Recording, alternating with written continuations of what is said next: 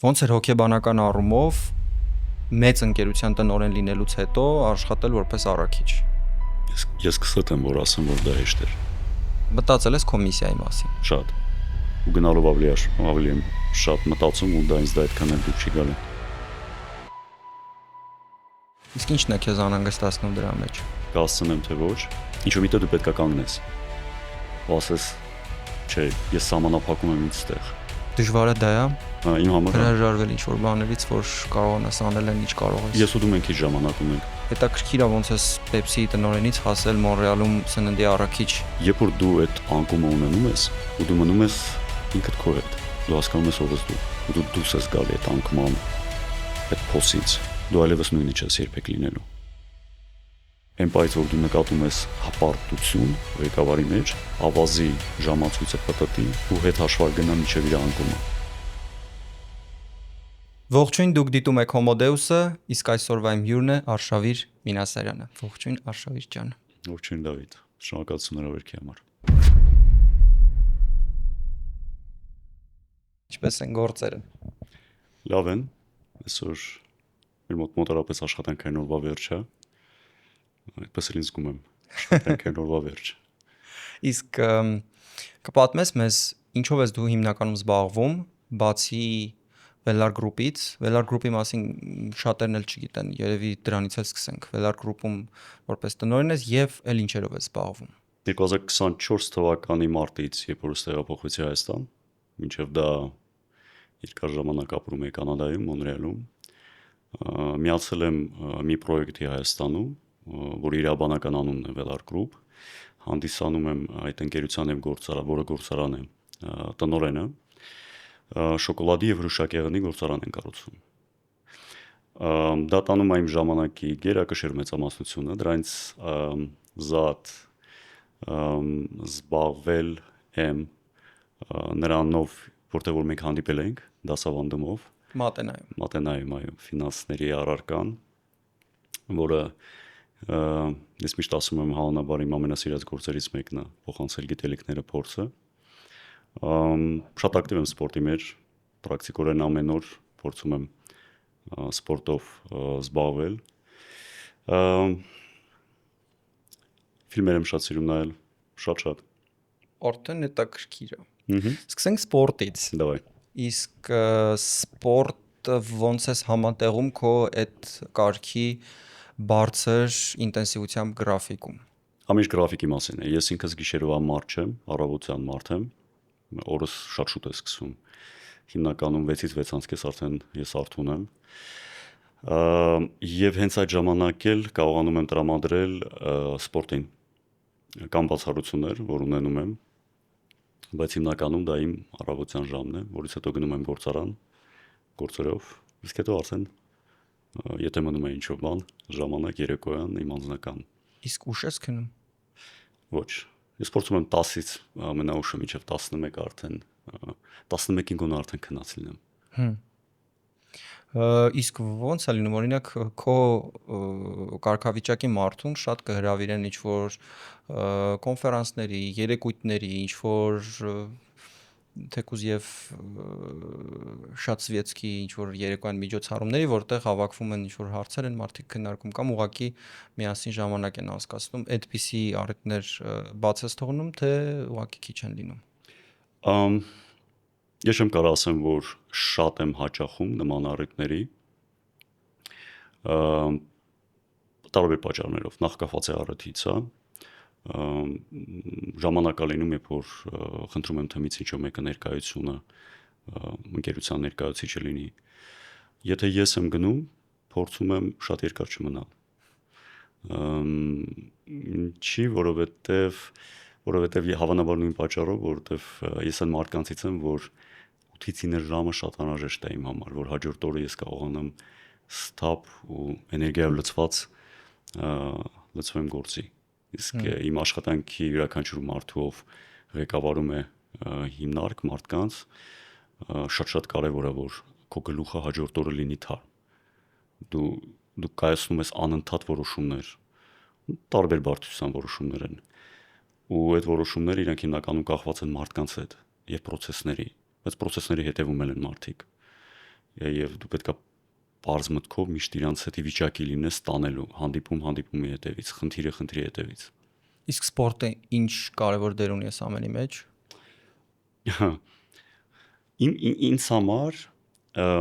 Ինձ համար հավանաբար նախ ես կարծում եմ, որ սպորտով զբաղվելը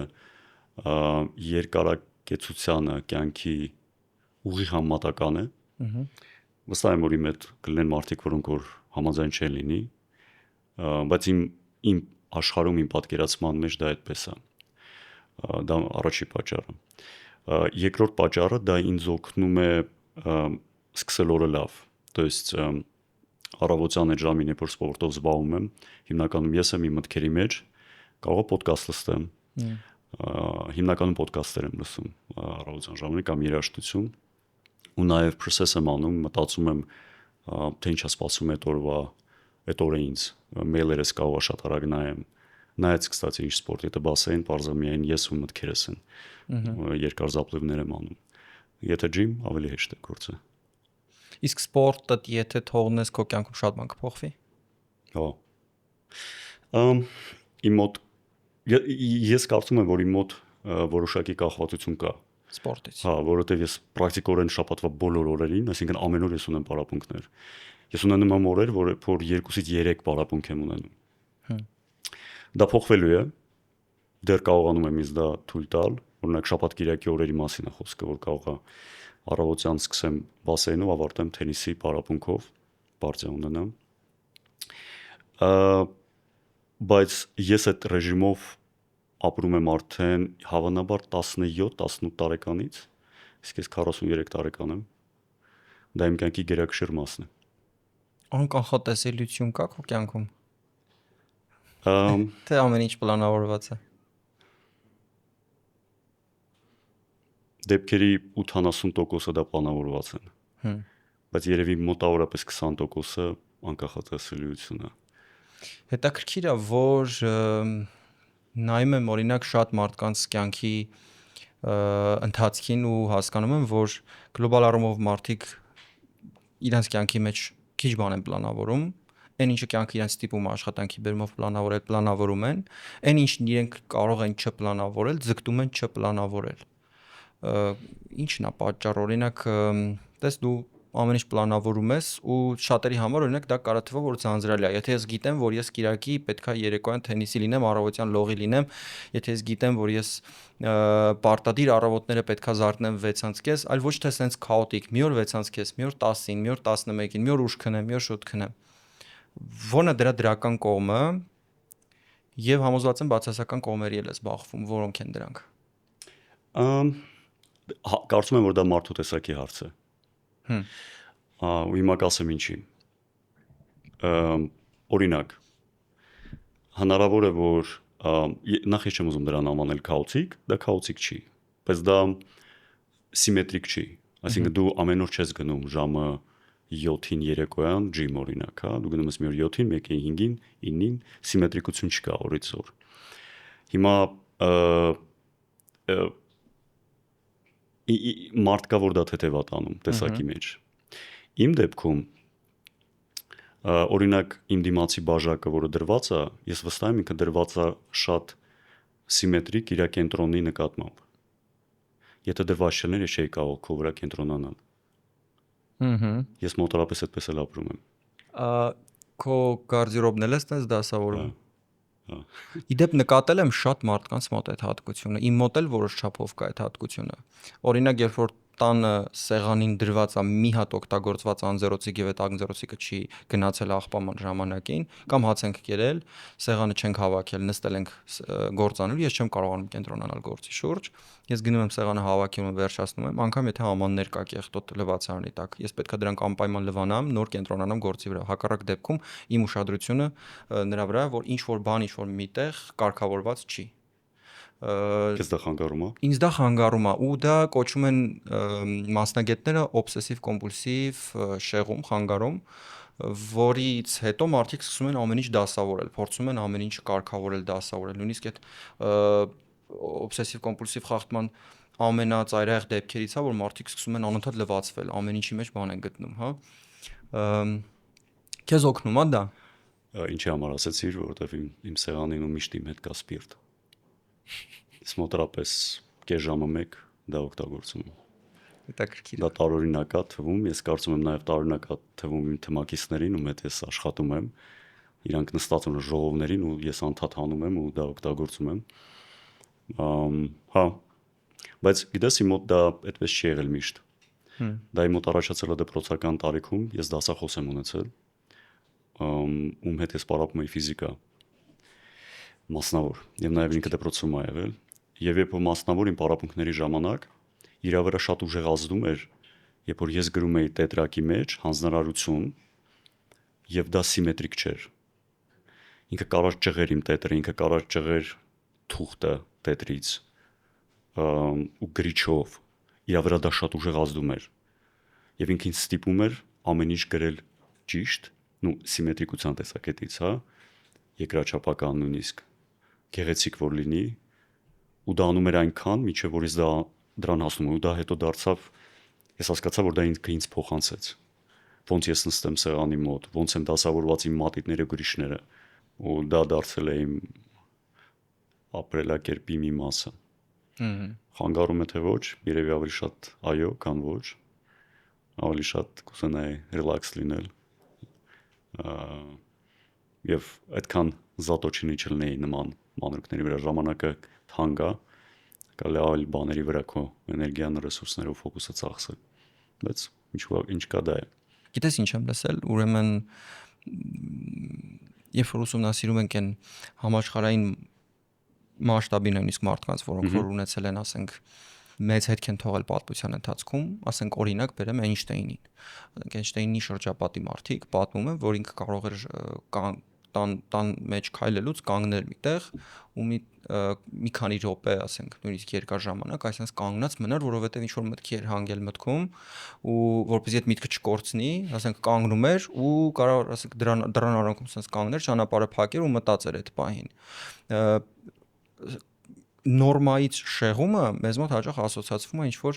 վատ բանի հետ, բայց փորձը ցույց է տալիս, որ հենց նորմայից դուրս գալով նորմայից դուրս մարդիկ են, որոնք ունեն այդտենց տարօրինակ սովորություններ, չգիտեմ, ասենք 3 րոպեն մեկ ձեռքերը լվանալ կամ այդ ալկոգել անել եւ այլն։ Ես դա կընդունեմ որպես կոմպլիմենտ։ Իհարկե, որպես կոմպլիմենտ նկատի ունեմ, որ դրանք այդ բոլոր նորմայի շեղումները, դրանք հենց այդ յուրահատկությունն են ձևավորում մարդկանց մեջ, որոնք անում են ինչ-որ բաներ, որոնք ուրիշների մտքով չեն անցնում, որի վրա ուրիշներ ուշադրություն երևի չեն դարձնում։ Այս տեսանկյունից ասեմ, որ հատկանշական է, որ թե դասերի ժամանակ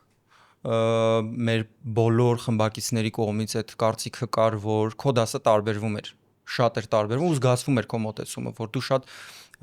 բծախնդիր, մանրակրկիտ մոտեցում ես ցույց տալիս քո դասավանդման process-ին ու քեզ հետաքրքիր է քննարկում ու քեզ հետաքրքիր անգամ ես որ նստած զգում եի որ քննարկումը շատ է ձգվում, ես քո փոխարեն նյարդայնանում էի ու նեղվում էի, ասում էի, այս մարդուն բզիկ են անում այսքան հարցեր տալով, ինքը ուզում է իր ծրագիրը մինչև վերջ ավարտի շարունակի, բայց անընդհատ ինչ որ մեկը մի հարց, ինչ որ մեկը մի հարց, ինչ որ մեկը մի հարց, ու այսպես ձգվում է process-ը։ Բայց երևի գուցե դա պլյուս է։ Իդեաների գեներացիայի process-ը շատ եմ սիրում։ Եվ հակառակը չեմ սիրում, օրինակ քննարկման ժամանակ դե հայկական իրականության մեջ գերակշիռ մեծամասնության դեպքերում երբ որ դու ունես formal authority, այսինքն ղեկավար պաշտոն ունես, մարդիկ հիմնականում ձգտում են քո հետ համաձայնվելու եւ հիմնականում ընդունում են քո կարծիքը, զերծ են մնում արտահայտելու իրանցը, անկախ նրանից իրանք հասկանում են, գիտակցում են քո ասածը ճիշտ է, սխալ է, կբերի օգուտ թե վնաս, քչերն են գտնում իրանց մեջ անվանենք դա խիզախություն կամ ցանկություն challenge անելու իրանց ղեկավարին։ Ես օրինակ այն մոդելի մեջ եմ, որ ինձ համար շատ կարևոր է, որ այն մարդը ում հետ նույն լսարանում ես գցում եմ իմ իդեան, ինչ-որ մի բան, հա, չգիտեմ, եւ ես ակնկալում եմ, որ ինձ տան արձագանք։ Մարդիկ կամ դրա վրա կառուցեն եւ հետադարձ կապով, կամ օրինակ չհամաձայնվեն, կամ այլ տեսակետ արտահայտեն, բայց լինի առողջ դիսկուսիա։ Լսարանում նախ շնորհակալություն շատ, որ եթե դա նկատելի էր լսարանում, ես նույնը փորձում եմ անել նաև իմ աշխատանքի վայրում, գործիս տեղը, հեշտ չի, բայց արդեն 2.5 տարի անցել է եւ ես տեսնում եմ, որ թմակիցներից մեծ մասը արդեն դրանց սովորել են։ Իրանք հանգիստ ասում են, որ ես ինչ-որ բան արտահայտում եմ իդեա կամ process եմ փորձում ներդնել, իրանք ասում են սա այդքան էլ աշխատող չի։ Եկեք մի քիչ փոփոխություններ մտցնենք։ Ու դա աշխատում է ինչի, որովհետև քո էկոսիստեմային, որտեղ որ դու ապրում եւ աշխատում ես, այդ էկոսիստեմայի դրսում շատ արագ են փոփոխությունները տեղի ունենում, շատ արագ։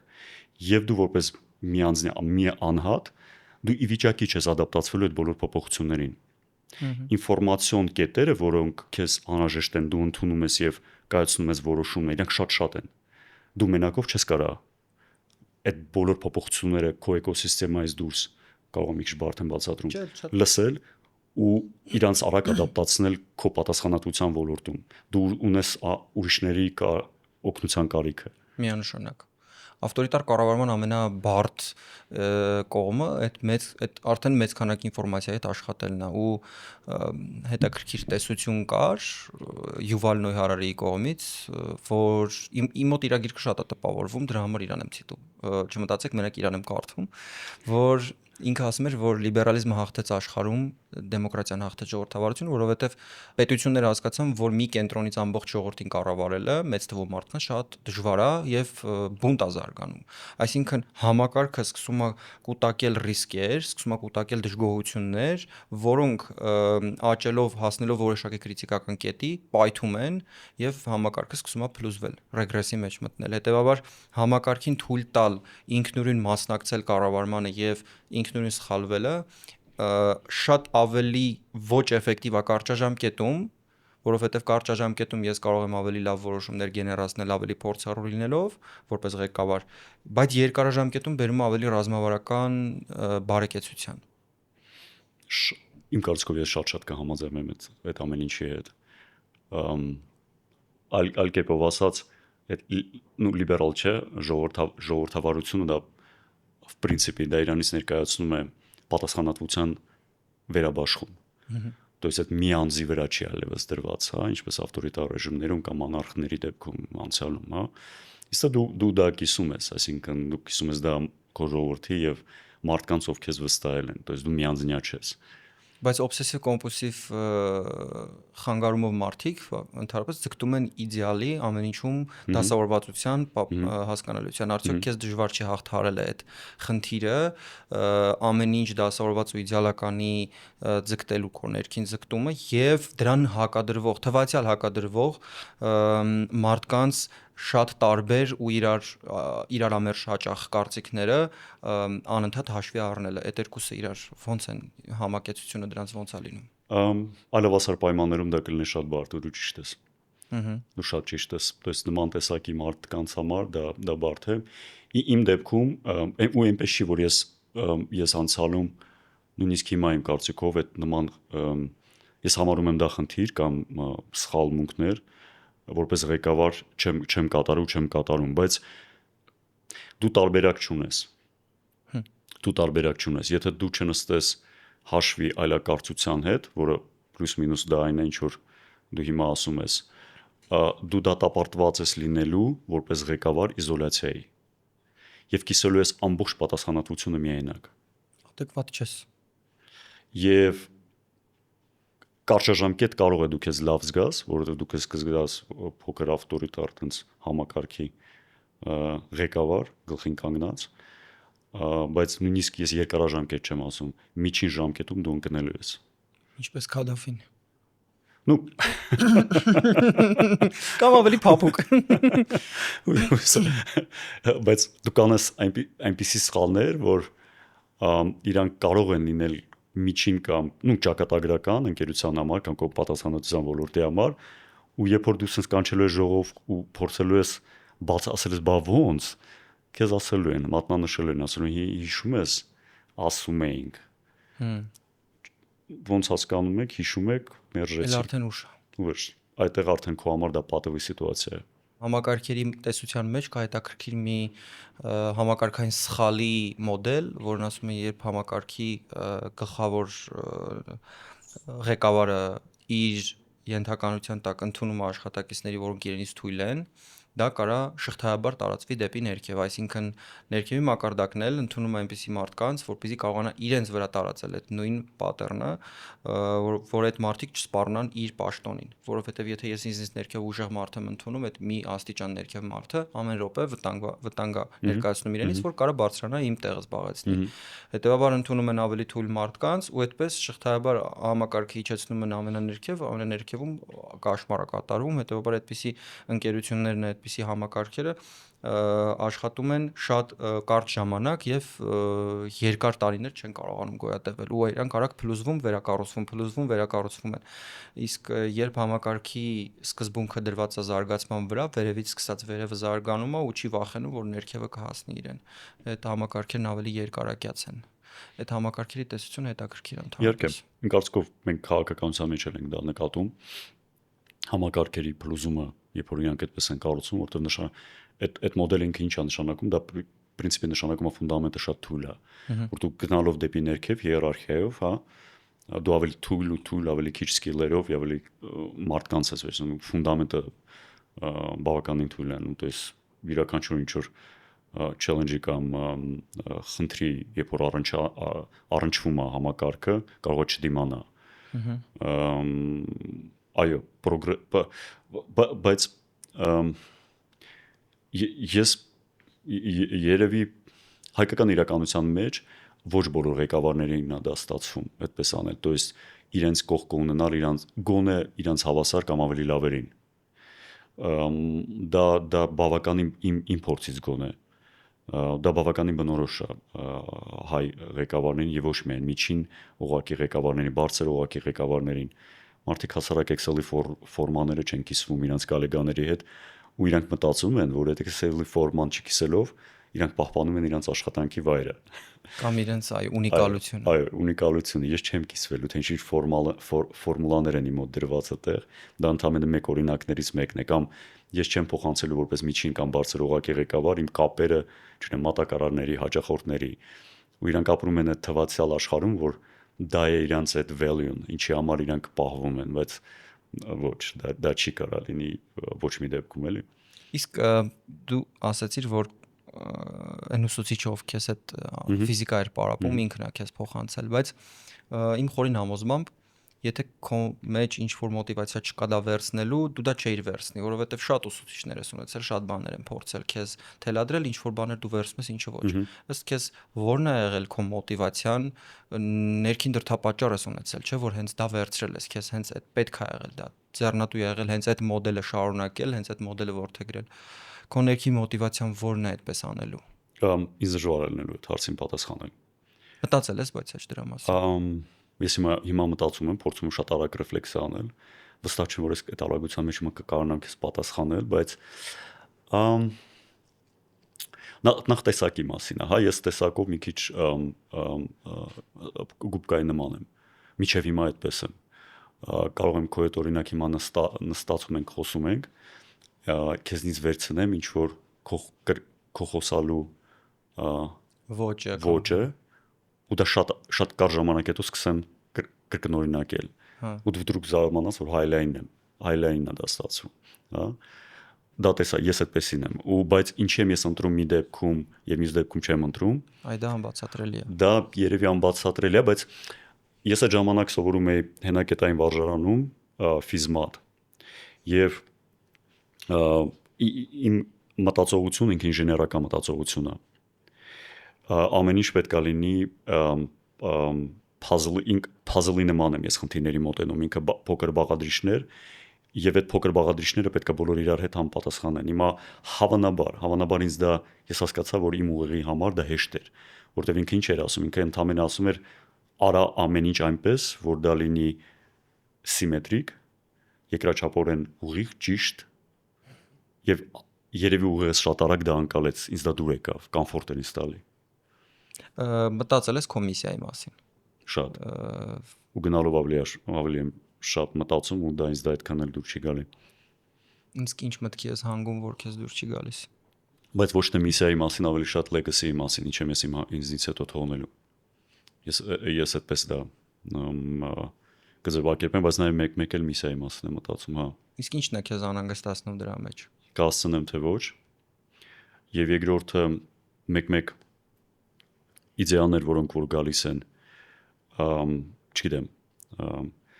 պայմանական եմ ասում, թողնել սկզբից մտածում ես լավ, օքեյ, ընտանիքիդ մասին, հա, թողնել ընտանիքի հետ կապված, չգիտեմ,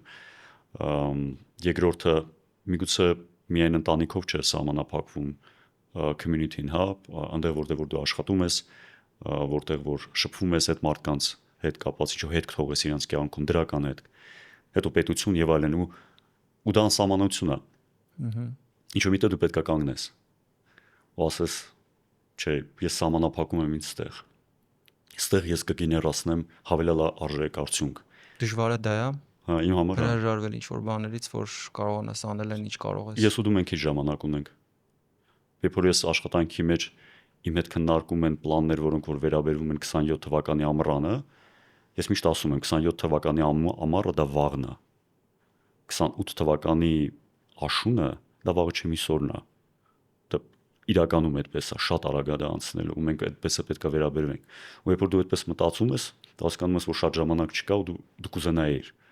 ինչ-որ մի բան թողել։ Օրինակ ուրախ եմ, որ հիմա ստեղ եմ գտնվում, հա, այս ոդքասթին։ Հուսով եմ ինչ-որ ձևով կկարողանամ ինչ-որ մեկին օգնել։ Գիտելիքով, փորձով, հուսով եմ այսօր կխոսանք նման թեմաներից։ Սա հնարավորություն է ինձ համար։ Շատ հետաքրքիր է։ Գիտես, այդ մտքերը շատերի մոտ են գալիս, բայց ոչ շատ մարդիկ կարծում եմ նույնիսկ վախենում են դրա մասին մտածել։ Որովհետև եթե դու դրանում խորանում ես, որոշ հարցերում սկսում ես ընդունել քո խոցելիությունը, որ դու որոշ բաներ ուղղակի ընդունակ չես։ Խոցելի ինքնագնահատական ունեցող մարդու համար դա ահավոր մեծ հարված է։ Օրինակ, ընդունել, որ գուցե քո այն հետքը, որը որ դու այսօր կարծում ես, որ թողել ես արդեն ու արդեն շատ մեծ բան է, դրանից հրաժարվելու ավելի մեծ ինձ գտելը ավելի լավ challenge է, քան ինչ որ դու այսօր որդեգրել ես։ Ու դրա պատճառով շատ մարդիկ օրինակ իրենց նախկին հաջողությունների տակ են մնում։ Չեն գերազանցում իրենց։ Շատ վտանգավոր է, որովհետև շատերը նույնիսկ վախենում են այդ պատասխանատվությունից։ Փոքր բիզնեսը ունի նաև այդ խնդիրը, որ վախենում է մեծանալուց, վախենում է միջին դառնալուց։ Փոքրից միջին ավելի դժվար են հասնում, քան միջինից մեծ, չէ՞, որովհետև փոքրից միջին ճանապարհում դու պետք է նաև շատ հոգեբանական, անձնական հաղթահարումներ անես մտածողության մասշտաբի տեսանկյունից։ Այնտեղ գիտելիքի խնդիր կարծում եմ չկա։ Դու էլ համաձայն կլինես ինձ թվում է, որ այսօր գիտելիքը բացառիկ ու յուրահատուկ չի։ Ցանկացած բան կարելի է։ Ավարտվեց կոնտենտի եւ գիտելիքի ունիկալության դարաշրջանը բացարձակ։ Հիմա շատ ավելի հեշտ է ու շատ չի փոխվել, գրեթե չի փոխվել այդ տոկոսային հարաբերակցությունն այն բիզնեսների, որոնք փոքրից դառնում էին միջին։ Դվացյալ եթե գիտելիքը դառնար հասանելի, մարդիկ պետք է ավելի արագ հասնեին հաջողությունների, շատ ավելի շատերը պետք է կարողանային գործարարությամբ զբաղվել եւ այլն, բայց մենք դա չենք տեսնում։ Հիշեցնեմ, որ Homo Deus podcast-ը նկարահանվում, պատրաստվում եւ առաջխաղացվում է Spin Ideas Agency-ում։ Spin-ը Հայաստանում ամենամեծ վիդեո կոնտենտ արտադրելու ստուդիան է, որն ունի ավելի քան 20 տաղավար եւ դեռ տաղավարներ ավելացնում են։ Այստեղ իրականություն են դառնում ձեր յուրաքանչյուր պատկերացումները վիդեո կոնտենտի վերաբերյալ շատ པարզ եղանակով։ Գալիս եք, նկարվում եք եւ վերջ, իսկ մնացած ամբողջ աշխատանքը կատարում է թիմը, որը աշխատում է միայն նրա համար, որ դուք ունենաք հրաշալի պրոդուկտ։ Զանգեք նշված հեռախոսահամարով ու պատմեք ձեր պատկերացումների մասին, իսկ մնացածը թողեք Spin Ideas Agency-ի թիմին։ Եղել է ինչ-որ շրջան, որ մտածել ու որոշում ես կայացրել, որ պիտի հրաժարվես քո ինչ-որ մի կտորից միսիայի կամ ինչ-որ մի քո հետք թողնելու նպատակներից մեկից։ Եղել է, որ հասկանաս, որ դա քոնը չի։ Եղել է, որ ստիպված եմ եղել։ Լսի։ Արի ես այս հարցին այսպես պատասխանեմ քեզ։ Հիմա մի քիչ ինձ ավելի հեշտ է սկսել այդ իմաստով, հիմա կբացատրեմ ինչի, որովհետև սկսել եմ հավատալ եւ ունեմ ներքին վստահություն, որ լինող բանը միշտ լինում է եւ չլինողը չի լինում։ Ես խորին վստահություն ունեմ եւ հավատում եմ, որ կա Աստված։ եւ իր վերահսկողության տակ է իմ կյանքը, թե ինչքան դա կլինի եւ ոնց ինչ ուղղությամբ դա կշարժվի, շատ ինքնավստահ կլինի մտածել, որ ես դրա վրա ունեմ վերահսկողություն։ Ու դա ինձ հանգստություն է տալի։ Ես իմ կյանքի ընթացքը այդ իմաստով մի քիչ վստահել եմ, մի քիչ չէ, փորձում եմ վստահել։ Ու գնում եմ ըստ հոսանքի, ըստ պահին հայտնվել եմ Հայաստանում, ըստ պահին ղեկավարում եմ այն ընկերությունը, որ ինձ վստահել էին բաժնետերը, փորձում եմ լինել հավատարիմ դրա մեջ ու անել մաքսիմալը, ինչ որ ես կարող եմ իմ թմի համար եւ մարդկանց ում հետ ես շփվում եմ աննոր։ Ոյակապ, իսկ մինչև ստեղ գալը դու ասել Մոնրեալում ես եղել, Կանադայում։ Կանադայում ինչով ես զբաղվում։ Մի քանի բանով եմ զբաղվել։ Առաջին աշխատանքը, երբ որ ես տեղափոխվեցի Կանադա, եղել էր IT ստարտափում, պրոյեկտների ղեկավար, project manager էի, որտեղից COVID-ի ուղիղ COVID-ի սկիզբ, երբ սկսվեց COVID-ը 2020 թվականի, եթե չեմ սխալվում, առաջի եռամսյակում ես կորցրեցի այդ աշխատանքը։ Ինձ կրճատեցին։ Ինչպես եւ կրճատեցին մոտավորապես անձնակազմի 30-40%-ին, որովհետեւ ընկերության product-ը, որ IT product էր, իմ առաջին մասնակցությամբ ես IT ոլորտից եմ, ծրագրավորող եմ եղել։ Հասույթը գեներացվում էր գերակշռ մեծամասնությամբ դեվելոպերներից, անշարժ գույքի։ Իսկ շինարարությունը ամբողջությամբ կայունացվեց Կանադայում։ Ասին ոչ մի շինարարություն պետք է չլինի COVID-ի ժամանակ։ Տարօրինակ որոշում էր, բայց ամեն դեպքում դա կար։ Դա ազդեց մեր հասույթների վրա եւ ղեկավարությունը կրճատում արեց, ես կրճատվեցի։ Այդ ժամանակ մենք տեղափոխվում էինք Վարչով բնակարանից, ես հենց այդ պերիոդում որոշում եկա ացրել գնե բնակարան եւ ինձ պետք է շատ արագ եկամուտ ցույց տալ բանկին, որ բանկը ֆինանսավորի գործարքը։ Երկրորդ իմ աշխատանքը եղել էր սննդի առաքիչ։ Ես գրանցվեցի շատ արագ DoorDash-ում եւ Uber-Eats-ում եւ զբաղվում եմ սննդի առաքումով։ Երկու տեղում։ Այո, զուգահեռ։ Կարողանում էի հետո սովորել էի ռութերը օպտիմիզացնել նույն ռութի վրա։ Մոնրեալը այտենց շատ լավ գիտեմ, կարող եմ այտենց լավ քշել Մոնրեալում, ինչպես որ տեղացիները։ Շնորհակալություն այդ աշխատանքին։ Այդպես շարունակ 6-7 ամիս աշխատում էի։ Հավես էր։ Ես միշտ ունեցել եմ երազանք ունենալու աշխատանք, customer facing աշխատանք, այսինքն որ դու անմիջապես աշխատում ես հաճախորդի հետ, լինի դա սերվիսի ոլորտ, մեկ այլ։ Ու համ աշխատանքն էր, որ ինձ պետք էր աշխատանք շատ արագ միջև գտնեի նորը։ Համ երկրորդը վերջապես այդ հնարավորությունը ունեցա։ Ու ինքս ինձ ուզեցի ստուգել, որովհետև միջև տեղափոխվելը Կանադա տարբեր Հայաստանում լավ աշխատանքներ եմ ունեցել, չգիտեմ, Pepsi գործարանն է ղեկավարում, ինչ-որ մի բան ջերմուգրուպն է ղեկավարում եւ այլն։ Ու այդ ամեն ինչից հետո դու սննդի առաքիչ ես եւ COVID-ա ձմեռ Մոնրեալում ձմեռը դա -20-25 է, 1-1 երեկոյան հասնում եւ քեզ չեն թողնում ռեստորան ներս մտնես։ Ես այդ պայուսակով, որը օրինակ Երևանում մենք տեսնում ենք առաքիչները պայուսակով, նման պայուսակ ես ունեի ու մինչև հիմա ունեմ, պահում եմ այդ պայուսակը։ Կանգնում էի դուրսը, որտեվ չէին թողնում COVID-ի ժամանակ դու մտնես ներս։ Ու քեզ կկանչեին ներս, երբ որ ուտելիքը պատրաստ է։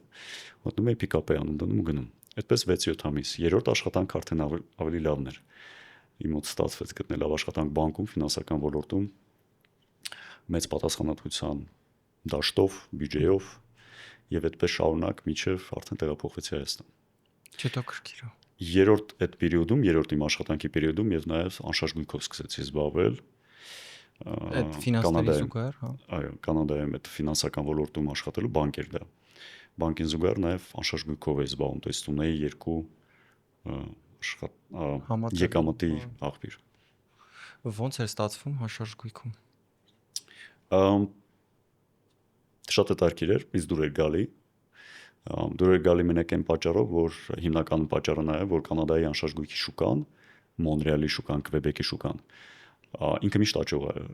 Եթե ես չեմ սխալվում, վերջի 50-60 տարվա ընթացքում ինքը երբեք չի նվազել, անկում չի ունեցել։ ինքը ստաբիլ 3-ից մինչև 6% ու գեոգրաֆիայից կախված։ Եվ եթե դու անշարժ շուկայում ես, ինքը գնում է դեպի միշտ վերև։ Եվ եթե գրագետ վարվես, դու փող կարող ես ընդեղ աշխատել։ Հետաքրքիր է այդ առումով։ Ինչ շատ հետաքրքիր է, ես մտածում էի դու Մոնրեալից եկել ես ու դրանից հետո ես եղել Pepsi-ի տնօրենը, բայց փաստորեն դու դրանից առաջ ես եղել։ Ոնց է, հիմա ինձ շատ հետաքրքիր է, փաստորեն քո մոտ կյանքում եղել է մի հատ շատ մեծ անկում, երբ դու գնացել ես Մոնրեալ ու նորից բարձրացել ես։ Նախ հետաքրքիր է ոնց ես Pepsi-ի տնօրենից հասել Մոնրեալում սննդի առաքիչ կարգավիճակին։ Երկրորդը նախ լավ արի առաջի հարցը քննարկենք, հետո երկրորդը ասեմ։ Ոնց էր հոգեբանական առումով մեծ ընկերության տնօրեն լինելուց հետո աշխատել որպես առաքիչ։ Ես կստեմ, որ ասեմ, որ դա հեշտ էր։ Բարդ էր, դժվար էր, բայց ուրախ եմ այդ հնարավորության համար, որովհետև երբ որ դու այդ անկումը ունենում ես, ու դու դուրս ես գալի այդ անկման այդ փոսից, то есть դու կարողանում ես դուրս գալ այդ իրավիճակից, դու այլևս նույնը չես երբեք լինելու։ Այդ բոլոր պայմանական փետուրները, որ քո վրա աճում են, պաշտոնների միջոցով, ստատուսի միջոցով, ու դու կարծում ես, որ դու ինչ-որ բան քեզնից ներկայացնում ես, իրանք բոլորը այրվում են։ Ու դու մնում ես ինքդ քո հետ, դու հասկանում ես ով ես դու։ Իհարկե այդ պերիոդում ինձ շատ էր իմիգրանտի կյանքը ինքը մի քիչ տարբերվում է, այն իմաստով, որ դու շատ ուժեղ էներգիա ես ստանում, դու հասկանում ես, որ դու չես իրավունք չունես կանգնելու, դու ոչ մեկին չունես, բացարձակ ոչ մեկին չունես, ոչ ծանոթներ, ոչ ընկերներ, զրոյից կյանք ես սկսում, եւ ունես պատասխանատվության տակ ընտանիք, ու դա շատ մեծ դրայվ է տալի։ Իմ երեխեք շատ էին ուրախանում, որտեվ օրինակ ուրախանում եմ, որտեվ մեկ-մեկ օրինակ ես գնում եմ ինչ-որ հասցեով, ու այդ հասցեում չկա շենք, հայտնվում է այդտենց կանադական ինչ-որ դաշտում, կոորդինատ են տվել, զանգում եմ սուփորթին, ասում եմ ես ունեմ Առաքման հասցե, առաքվա անհասցե եւ ուտելիք ավտոյի մեջ, բայց չգիտեմ ով այնց է սպասում, ասում են օքեյ, դու կարող ես քեզ դա վերցնել, կա ոչնչացնել, ու ես դրանով կամեկի կարող սուշի այտենց սեթա մեծ, գնում էի տուն, ու տունը քեֆ էր, ուրախանում էին, մանրուքա, բայց այտենց շատ հետաքրքիր էր, օրինակ սիրում եմ երեխեքիս վերցնել իմ այդ աղջկաս կամ տղայիս, իրենք ինձ օգնում էին, թիփ էին տալի, ես չէի պատկերացնում, թե ինչքան մեծ բավականություն է ստանալ թիփ։ Դա շատ մեծ, ինձ շատ մեծ բավականություն էր տալի այդ թեյավճար կոչեցալը, ինչ որ դա հատուկ գնահատանք է քո աշխատանքի։ Այդտեղ չգիտեմ, կարող են կանխիկով ինձ վճարեին, հենց կամ application-ի այդ միջոցով թողնեին ինձ թիփ։ Այդպես։ Սկսեցիր գիտակցել ու տեսնել բաներ, որոնք առաջ չէիր նկատում։ Ինքը կարդինալնի փոխում է աշխարհայացը, թե ոնց ես դու կյանքին նայում, քո կյանքի փիլիսոփայությանը, որ իրականում տենց չկա տարբերություն։ Ինչ կապ ունի ով ինչ պաշտոն այս պայն գրավում, վերջական արդյունքում տենց պլյուս-մինուս միգուցե եկամուտն է տարբերությունը, մեկ էլ չգիտեմ, աշխատանքի մեկ անում ABC աշխատանք, օրինակ ես, իմ գոլեգան թմակիցս ինչ որ մի այլ բաժնում անում է DEF, եւ վերջ այդքանը։ Հա, հիմա ինձ դրել են այնտեղ պատասխանատու ակնկալիքներով, հա, իմ բաժնետերը, բայց ես էլ իրանից եմ դա սպասում։ Պլյուս-մինուս մասշտաբի մեջ է տարբերությունը, բայց երբ որ zoom out ես անում, այդ մասշտաբներ է կորում այդ տարբերությունը։ Եթե մի անգամ եւս հնարավորություն լիներ այդ ամենի միջով անցնել, այսինքն ընկնել ու նորից այդ բարձրանալ, նորից կանցնեիր այդ ճանապարհը։ Դա իմ ձեռքում չի։ Երբ կուզենայի թե ոչ անցնել, իհարկե չի ուզենա։ Հաճելի, բայց ես հիմա կպատասխանեմ, բայց հիմա երբ որ հետ եմ նայում, իմ կարծիքով իմ կյանքի ամենաերջանիկ 6-7 ամիսն էր։ Ես ոչ մի աշխատանքին այդպես երջանիկ երևի չեմ եղել, որտեվ ես ինքս էի կարողանում վերահսկել իմ եկամուտները օրվա, կարողանում էի ազդել արդյոք դուր կգա իմ սերվիսը ինչ-որ մեկին, թե ոչ։ Եթե ստացվի կյանքում նորից ինչ-որ մի էտապ, բացարձակ կարևոր չի ինքը նման կլինի, թե ոչ, բայց ինչ-որ մի բան զերոյից սկսել, ես սա առաջի դեպքը չի, որ ես իմ կյանքում դա արել եմ, սա եթե չեմ սխալվում երրորդ անգամն է, որ կյանքումս ես զերոյից եմ սկսել կամ երկրորդ, դրամա չեմ անի, նորից նայել կետ առաջինին, ես ունեմ վստահություն, որ ես անտեր չեմ։ Իսկ քանի տարեկան էր, երբ գնացիր Մոնրեալ։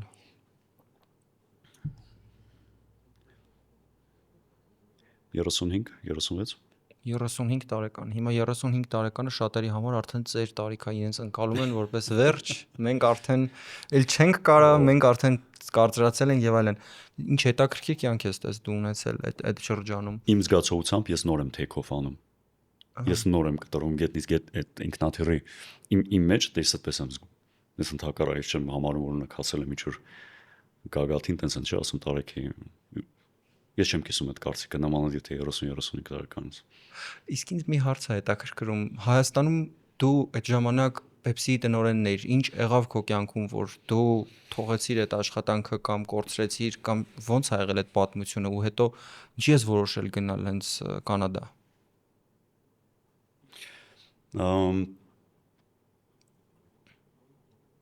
Ես կսկսեմ ինչի Կանադայից, հա, ինչու Կանադայից։ Ժամանակին ապրել եմ Ուկրաինայում 2007-ից 2009 թվականները, անմիջապես բանակից զորացրվելուց հետո, որտեղ որ ստացել եմ երկրորդ մասնագիտությունը, ծառայության զուգահեռ ֆինանսիստ դարձա, ծրագրավորումից դարձա ֆինանսիստ, ու արդեն երբ որ դեմբել էի, դեմբել ժամանակ սկսեցի դիմել տարբեր աշխատանքների ֆինանսական ոլորտում։ Հրավիրեցին Ուկրաինա, գնացի Ուկրաինա։ Ուկրաինայում ես ապրում էի մի հատ կոմունալկայում, Կիևի կենտրոնում, եւ սենյակը կիսում էի մի հատ ադեսիտի հետ, Ադեսայի քաղաքից, ով դարձավ հետագայում իմ ընկերը մոտիկ։ Մենք մի սենյակում երկու կոյկաներին էինք քնում, բայց ընդ կոմունալկա էր, ինքը 6 սենյակ ուներ, ամեն սենյակում ապրում էին տարբեր մարդիկ։ Ու երբ որ ես վերադարձա 2009 թվականին Հայաստան, ինքը մի օր ինձ գրում է 2009-ից 10-ներ ոնց որ դա 10 թվականին։ Գրում ասում Արշավիր, ես գտել եմ Կանադայում կա իմիգրացիոն ծրագիր, Ֆրանսիա խոս Կանադան կվեբեկական, հա, դիմել եմ ու անցնել եմ, գնում եմ տեղափոխվում եմ այնտեղ, մարդ չունեմ։ Կուզենայի որ դու գաս։ Դու էլ տեղափոխվես, ես չէի ուզում այդ ժամանակ, բայց իր ամոթ ստացվեց ինձ համոզել։ Ես շատ կարճ ժամանակի ընթացքում հավաքեցի բոլոր փաստաթղթերը, չգիտեինք ֆրանսերեն, ընտանիքում ոչ մեկ չգիտեր ֆրանսերեն, mēs ստիպված էինք սովորել զրոյից, ուղարկել։ Մոռանում ենք դրա մասին։ Ժամանակ աշխատում էի արդեն Pepsi-ում եւ 2015 թվականի ավարտ, 2016 թվականի սկիզբ մենք էլ գալիս է նամակ 5 տարի անց 2011 թիվն էր, որ ուղարկել էի փաստաթղթերը սկիզբ մարտ ամիսն էր, թե մայիսը։ 2016-ին 15-ի ավարտին գալիս է, որ մենք հաստատում ենք ձեր ռեզիդենտությունը Կանադայի, որտեղ դու ունես ժամանակ, որ պետք է մուտք լինես պետություն, որ ակտիվանա, հա, քարտ ստանաս եւ այլն։ 2016 թվականի աշնանը մեկնում ենք ընտանիքով եւ ինձ այդ ժամանակ Կանադան դուր չի գալիս։ Ինչով։ Եվրոպա մայրցամաքից հետո, երբ որ դու Եվրոպայում լինում ես ու տեսնում ես օրինակ ինֆրաստրուկտուրան ինչպես զարգացած է, ինքը մոտարապես այն ժամանակ տպավորությամբ հետևյալներ, ինքը Միացյալ Նահանգների մի փոքր դեգրադացված ավելի տարբերակներ։ Ու ես դա կարող եմ պատմել, թե հետագայում տպավորությունները Կանադայից 16 թվականին ու ես հիշում եմ մենք այն ժամանակ ասացինք լավ, մենք կվերադառնանք ու հավանաբար կմոռանանք այս պրոյեկտի մասին։ 2018 թվականներ, 18 թվականի վերջներ, երբ որ մենք նորից վերաբացեցինք այդ պրոյեկտը մեր համար, ու այնտեղ երբ որ դու դառնում ես ռեզիդենտ, դու ունես ընդամենը 5 տարի, 5 տարվա մեջ, եթե դու 2 տարի չես ապրում Կանադայում, դու կորցնում ես այդ ստատուսը։ Ու մեզ մի քանի ամիս էր մնացել։ ասենք լավ, կորցնելու։ այո, ասենք իսկ ինչի չփորձել։ Չփորձել կյանքը սկսել 0-ից։ Ընտանիքով ու մենք գնացինք այդ քայլի։ 2019 թվականի սկզբին հենց ամբողջությամբ ու վերանք, սկզբից ես մենակ, հետո ընտանիքը ինձ միացավ։ Հիմա բայց հետ նայելով ես այլ կարծիք մի քիչ ունեմ Կանադայի մասին, ես շատ սիրեցի պետությունը, մարդկանց, իմ երեխեքի համար դա երկրորդ, եթե ոչ առաջի հայրենիքն է, որտեղ իրանք ընդեղ են մեծացել, հրաշալի պետություն է։ Ինքը գեղեցիկ է իր մարդկանցով, կանադացիներն են շատ լավ։ Հիմա քաղաքացիություն ունես։ Այո։ Իսկ ընտանիքդ այնտեղ է թե այստեղ։ Այո, ես մենակ եմ ապրում, իրանք այնտեղ են։ Իսկ լինելով Pepsi տնօրեն, ո՞նց է ստացվում, որ Pepsi տնօրենից որոշում ես սկսել 0-ից, եթե Հայաստանում ունես նման աշխատանք, հաստատ ոչ փոքր եկամուտներով, ապահովել քեզ կարող ես ու կարիերատ են հաստատ արդեն կանխորոշված լավ է գնալու։ Ինչու գնալ 0-ից նոր երկիր, նոր կյանք կառուցել, ինչ քեզ 2017 թվականին, 2016 թվականի վերջերին եւ 17-ի սկզբին ես ընդունում եմ իմ երկար ժամանակվա երազանքն է դա եղել, անել MBA եւ անել MBA, որից է լավ համալսարանում Հայաստանից դուրս։ 12 թվականին ես այդ հնարավորությունը ունենում եմ, շահում եմ այն ժամանակ մասկի ծրագիր կար, որը Միացյալ Նահանգների ծրագրերից էր, իրանք ամբողջությամբ ֆինանսավորում էին քո ուսումը դուրսը այդ մասկի ծրագրով եւ դա հետո փակվեց 12-13-ին կոնգրեսը չհաստատեց բյուջեն։ Ես վերջի այդ հոսքի մեջ էի ու իրանք հաստատել էին, ես այդ ժամանակ ընտրեցի կարիերան։ Իմ մնացի Հայաստանում, ընդունվեցի հենց Pepsi-ում աշխատանքի, բայց դա չէր ինձ լքում։ Ես ուզում էի դա անել։ Այդ գալիճկայի համար իմ անձնական ինքս ինձ ապացուցել գոնե։ Կոնտեքստը հասկանալու համար մի հարց, դու Pepsi-ում ընդունում ես ոչ թե որպես տնօրեն, այլ որպես թե միանգամից որպես տնօրեն։ Pepsi-ում ես որպես տնօրեն միանգամից չեմ ընդունել։ Ներքևից ես Այո, այդքան էլ չէ։ Այդքան էլ չէ, հետաքրքիր պատմություն է, բայց եւ պատճառը ինչի 2017-ի փետրվարին որ թողեցի, սկսվեց հունվար ամսին 2017-ի սկսվեց իմ ուսումը, որը ենթադրում էր, դա executive program էր, MBA, executive MBA, ես ամեն ամիս պետք է գնայի Անգլիա եւ մեկ շաբաթ մնայի Անգլիա, մոդուլներն էին դա, եւ այդպես 16 մոդուլ, 16 ամիս շարունակ։ Դա անհամատեղելի է նման աշխատանքի հետ, ինչպեսին է գործարանի տնօրենը։ Եվ ես դուրս եկա, այլ աշխատանքի անցա, որը ինձ ավելի շատ ճկունություն էր տալի, սովորելուց հետ մեկտեղ, եւ արդեն երբ որ 18-ի վերջ 19-ի սկիզբ որոշումը կայացվել էր տեղափոխվելու Կանադա, ես այլևս այդ ժամանակ Pepsi տնօրեն չեմ եղել։ Այսինքն դու գերադասել ես ուսումը ժամանակը։ Իսկ հիմա որ վերադառնայիր նույն որոշմանը կկայացնեիր այդպեսի որոշում։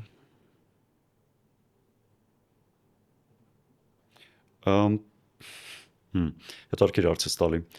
Ես կպատասխանեմ այո,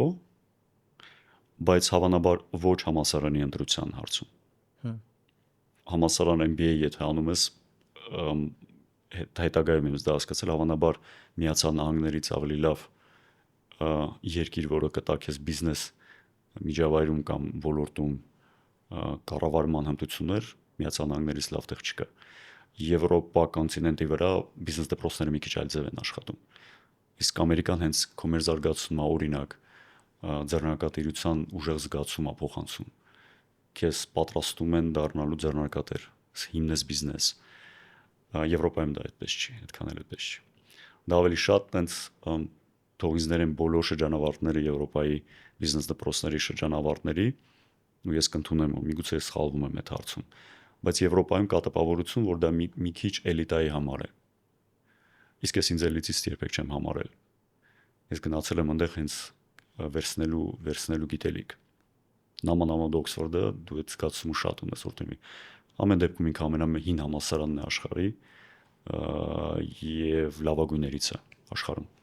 Ոնց է ստացվում, որ քեզ Մոնրեալում գտնում են ու առաջարկ են անում այստեղ բացվող գործարանից, Velar Group-ից։ Դու Մոնրեալում ես եղել, չէ՞, երբ քեզ առաջարկն եկել է։ Ոնց են քեզ գտել։ Ինքը կոմբինացիա էր։ Առաջինը պատահականության, որով ինձ գտնում են, եւ երկրորդը իմ կողմից ցանկության վերադառնալու իմ հայրենիք ու կյանքիս այս этаպում ներդրում անելու մեր պետության կայացմանը։ Ինչպես է ստացվում, ինտերվյուն, որը ես ունեցել եմ այս աշխատանքի համար, իմ կյանքի ամենակարճ ինտերվյուն էր։ Ինքը եթե իմ հիշողությունը չի ինձ դավաճանում, մոտավորապես 1.5 րոպե է տվել։ 1.5 րոպե։ Այո, հիմիկվա իմ ղեկավարի հետ, բաժնետիրոջ հետ։ Ես ունեցել եմ 2 հարց, որին պատասխանեցի, ասաց, երբ կմիանաս ինձ։ Ես իրան ասացի, ինձ 2-3 ամիս կտակ պատրաստվեմ, որովհետև ես ինչ գնացել էի, երբեք Հայաստան չէի եկել։ Երբեք։ Դες գնացել էի այնտեղ, տենց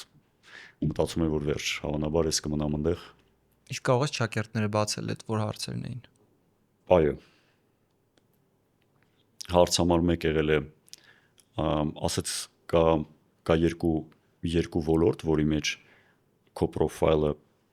ես կարծում եմ, որ օգտակար կլինի, то есть դու կկարանաս ինձ օգնել։ Առաջինը դա ֆինանսական բլոգ, դա մեծ հոլդինգային ընկերություն է եւ կային ֆինանսական ոլորտի ընկերություններ, ֆինանսներն են կամ այս շոկոլադի գործարանը, դու որը կուզես։ Ինքը ինձ հարցրեց, տվեց ընտրություն։ Ես մի անգամից պատասխանեցի գործարանը, որտեղ ես ուզում եի գործարաններ սիրում եմ։ Ու այդ ժամանակ էլ էի ուզում հենց փորձել ինձ սննդի ոլորտում, այո, անել ստարտափ, նման մեծ scale-ի ու մասշտաբի գործարան բացել։ Իսկ մենք բացում ենք տարածաշրջանի ամենամեծերից մեկը, շատ մեծ գործարան է։ Եվ երկրորդ հարցը, ասեց, իսկ ինչ ես ուզում վերադառնաս Հայաստան, որին ես պատասխանեցի, ու դա առաջի ու իմ կարծիքով այդ բային ամենաազնիվ պատասխանն էր, որ տամ հնարավորություն իմ երեխաներին լինել Հայաստանում եւ դառնալ Հայաստանի հայկական հասարակության մաս, որովհետեւ իրանք մեծացել են ու մեծանում են դեռ Կանադայում, ես հիմա պատրաստվում եմ իրենց բերել։ Այդպես։ Ինքը երբ որ երկրորդ պատասխանը լսեց, ասեց վերջ։ Չհետաքրքիր է, բայց դու ունես հարցրեց երբ կարաս, ես ասացի 2-3 ամսից, ասեց մնացած արդեն ոչ իմ հետ։ Իսկ ո՞նց է ընդհանրապես այդ պատասխանատվությունը ղեկավարել այդքան մեծ հոլդինգ ընկերություն, որը ես միտեղ լսեցի, եթե չեմ սխալվում, Velar Group-ը արտադրելու է մի օրում այնքան, ինչքան սպառվում է ամբողջ Հայաստանում 1 տարվա ընթացքում։ Այդքանը չէ։ Մենք երբ որ ամբողջությամբ գործարանը բացվի, մենք դες բոլոր հոսքագծերը արտադրական պլաշատկաները սկսեն տալ արտադրություն, մենք ի վիճակի ենք լինելու արտադրել մոտավորապես 200 տոննա շոկոլադի պրոդուկտներ օրեկան։ Մոտավորապես 1 շաբաթում մեր գնահատմամբ մենք կարողանանք արտադրել մեր գնահատմամբ, երբ որ ես ասում եմ, ինչքանով որ մենք գնահատում ենք Հայաստանում միայն շոկոլադի սպառումը, то есть եւ ներկրվող եւ իրացվող 1 շաբաթում դա իր վիճակի ենք լինելու արտադրել։ Ինչը որ Հայաստանում սպառվում է մի տարում։ Մի տարում, այո։ Նու օրեկան մենք 200 տոննա կարողանալու ենք արտադրել։ Նու լավ, ասենք 1 շաբաթ չէ, 2 շաբաթում, եթե մեր estimate-ը շուկայի մի քիչ շեղվում է, բայց դա միևնույն է մեծ թիվ է, то есть եթե դու կալենդարային 365 օր ունես, 14 օրը դու արտադրեցիր, համարում ենք որ ամեն օր արտադրություն ունես, մնացած օրերը դու պետք է մտածես որտեղ է սպառել, այո, մասշտաբը շատ մեծ է, մոտավորապես 28 հեկտարի վրա սփռված գործարան է, 20-ից ավել 25 մոտավորապես մասնաշենքերով, քանակությամբ։ Եվ այդքան մեծ գործարան ղեկավարել մենակ կարող է օբսեսիվ կոմպուլսիվ։ խնդիրներով, որովհետև դա իրականում արդեն դառնում է ոչ թե խնդիր, այլ առավելություն ինձ թվում է։ Դու մեծ համակարգ ես ղեկավարելու, դա մեծ պատասխանատվություն է։ Զգում ես քո վրա մեծ պատասխանատվության հետ որևէ փոփոխություն քո անձնային ինչ ոնց ես քեզ զգում ավելի մեծ պատասխանատվության տակ։ Իհարկե։ Իհարկե դա զգացվում է ու իմ կարծիքով յուրաքանչյուր ղեկավարի համար նույն challenge-ը բոլորը ունեն, երևի կկիսեն իմ հետ։ Դու անընդհատ փնտրում ես ժամանակ առ ժամանակ ռեզետի հնարավորություն, որովհետև եթե դու քեզ ռեզետ չանես, չզրոյացնես քո բոլոր սեթինգները այդ տեմպի տակ կամ մեկ-մեկ որ դու մտածում ես որ դու սենց ուռում ես ու դու սկսում ես մտածել որ քո ձեռքերում շատ բաներ կա, քեզ պետք է շատ արագ ռեզետ անել, լինել ամեն ինչ ու որ կարողանաս սենց մտածել,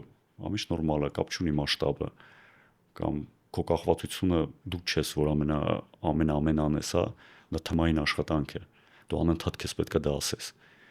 Ու դա իհարկե ազդում է, то есть եթե այդ ռեզետը չանես, то есть ամեն մի ռեզետից հաջորդ ռեզետ, դա այն է ինչ որ դու հիմա ասում ես։ Այդ քո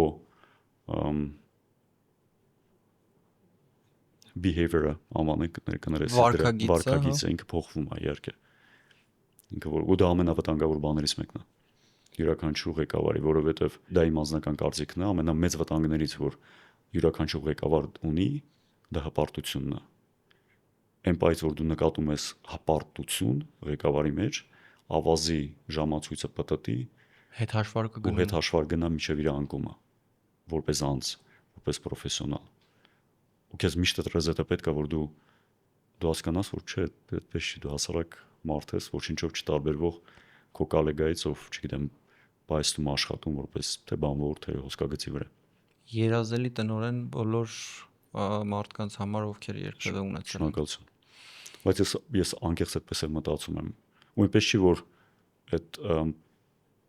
չունեմ այդ գաթակությունը շեղվելու, հա։ Բայց այդ իմ ասած այդ յուրաքանչյուր ղեկավար ինքնա որոշում թե որն է այդ ռեզետի կետը։ Կարա լինի օրինակ քո ծնողների տուն այցելել ու քեզ հիշացնես թե որտեղից ես դու վերցված։ Ինչից ես դու սկսել ես ամեն ինչը, քո սենյակը մտնելուց, տեսնել նայելու քո դասագրքերը կամ ինձ համար իմ DoorDash-ի կամ Uber-Eats-ի պայուսակն է։ Ես խնդրել եմ օրինակ իմ Կանադայից դա տեղափոխեն, ես դա ռամկայի մեջ եմ դնելու, որ ես միշտ հիշեմ, որ ես ոչինչ բանով որ չեմ տարբերում ուրիշներից։ Նկատում եմ նաև որ քո ղեկավարությունը, բաժնետերերը, ովքեր հիմնել են այդ մի բաժնետերը, հա, քո ղեկավարը մարդկային հատկանիշներով ոնց որ շատ կպել է քո սրտին, քանի որ ինքը ի սկզբանե որ ձեր հարցազրույցը ձեր առաջի կոնտակտը սկսել ենք շատ մարդկային ա եղել, ոնց հասկացա էլի իմ լսելով։ Ու բնականաբար ինձ թվում է այստեղ ոչ միայն ենթատեքստը զգալ, դες այդքան էլ բացի դրա մասին չասեցի։ Հա իմ նկատելով դու այս աշխատանքին ոչ միայն որպես աշխատանք ես նայում, այլ որպես որոշակի առաքելություն քո ճանապարհին, որովհետև դու կիսում ես այդ մարդու տեսլականը։ Անգլերեն դրան այնինչ որ դու հիմա ասեցիր, անգլերեն դրան ասում են you nailed it։ Դու ուղիղ խնձորին խփեցիր։ Դա բացարձակ ճշմարտություն է, դու ճիշտ ես։ Ես չգիտեմ դա դու ոնց հասկացար ու զգացիր, որտեղս, բայց դա այդպես է։ Ես սիրեցի մարդուն,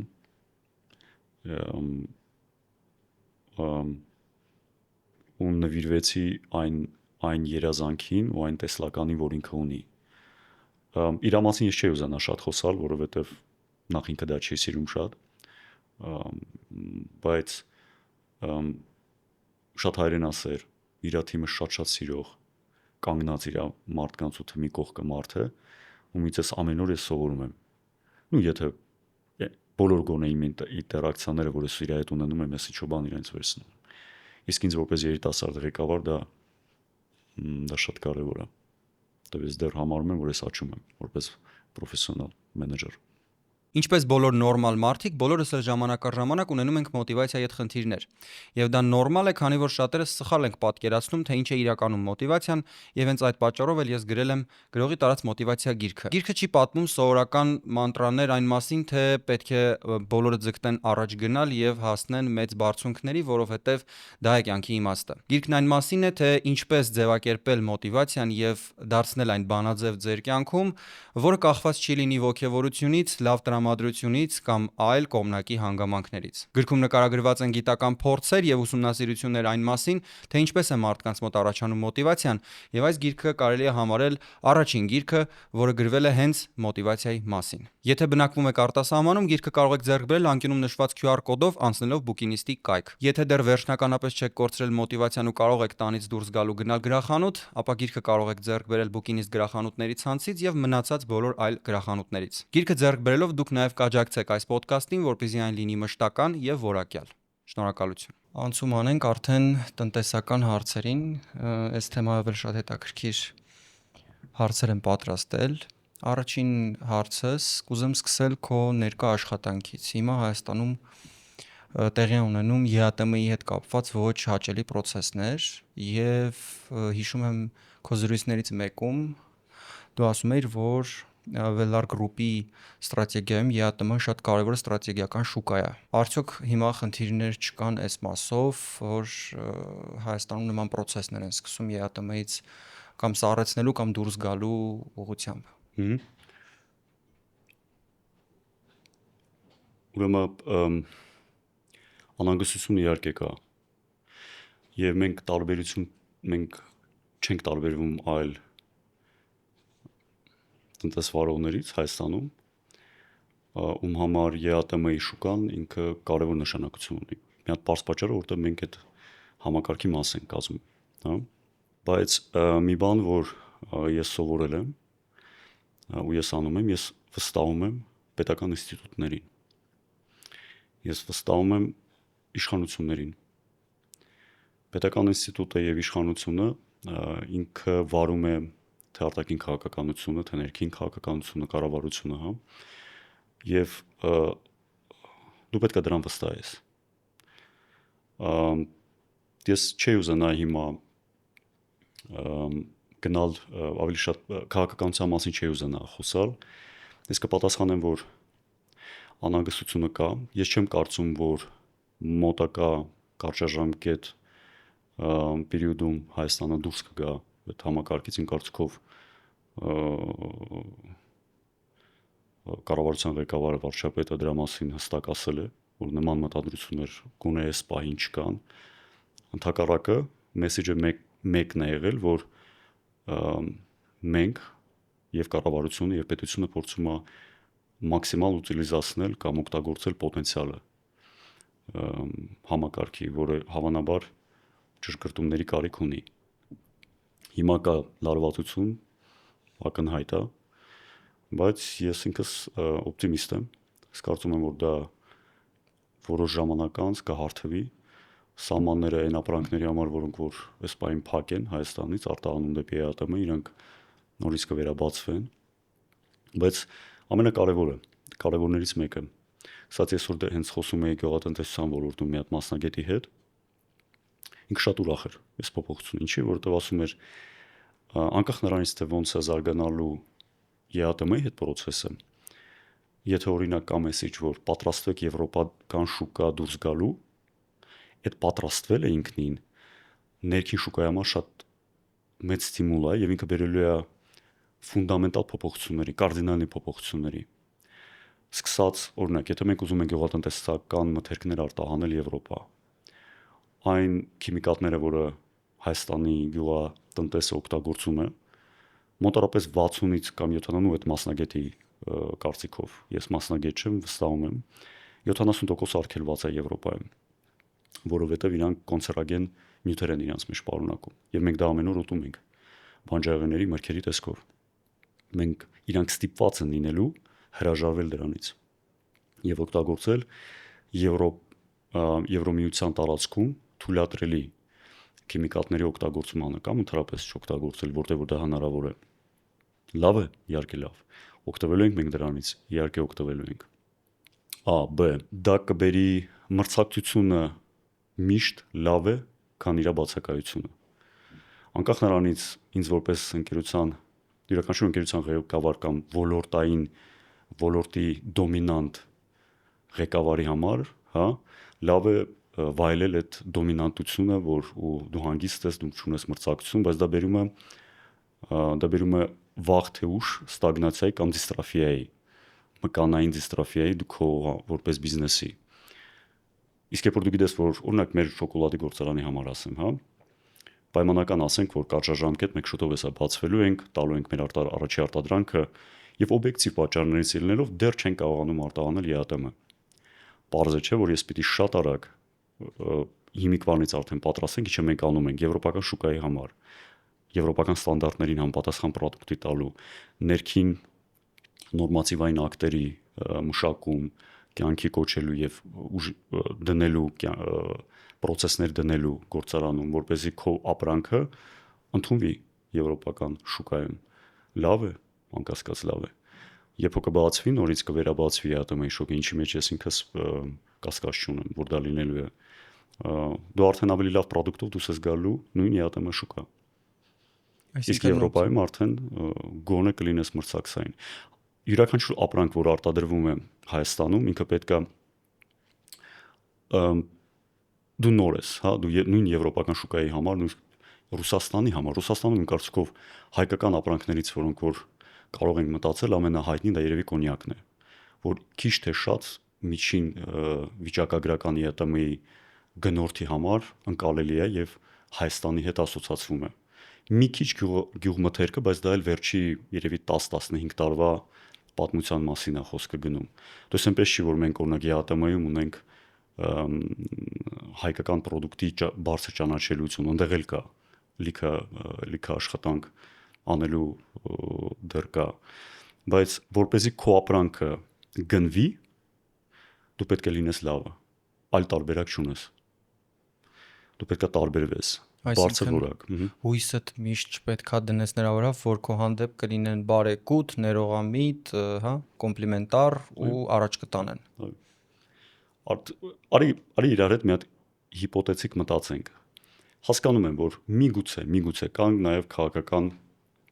որոշումներ, թե ինչի են փակել որևիցե մի ապրանքի մուտքը ԵԱՏՄ, հա, օրինակ եմ ասում, կամ ԵԱՏՄ-ի որից հստակ ամենամեծ շուկան, որը Ռուսաստանի Դաշնությունն է, բայց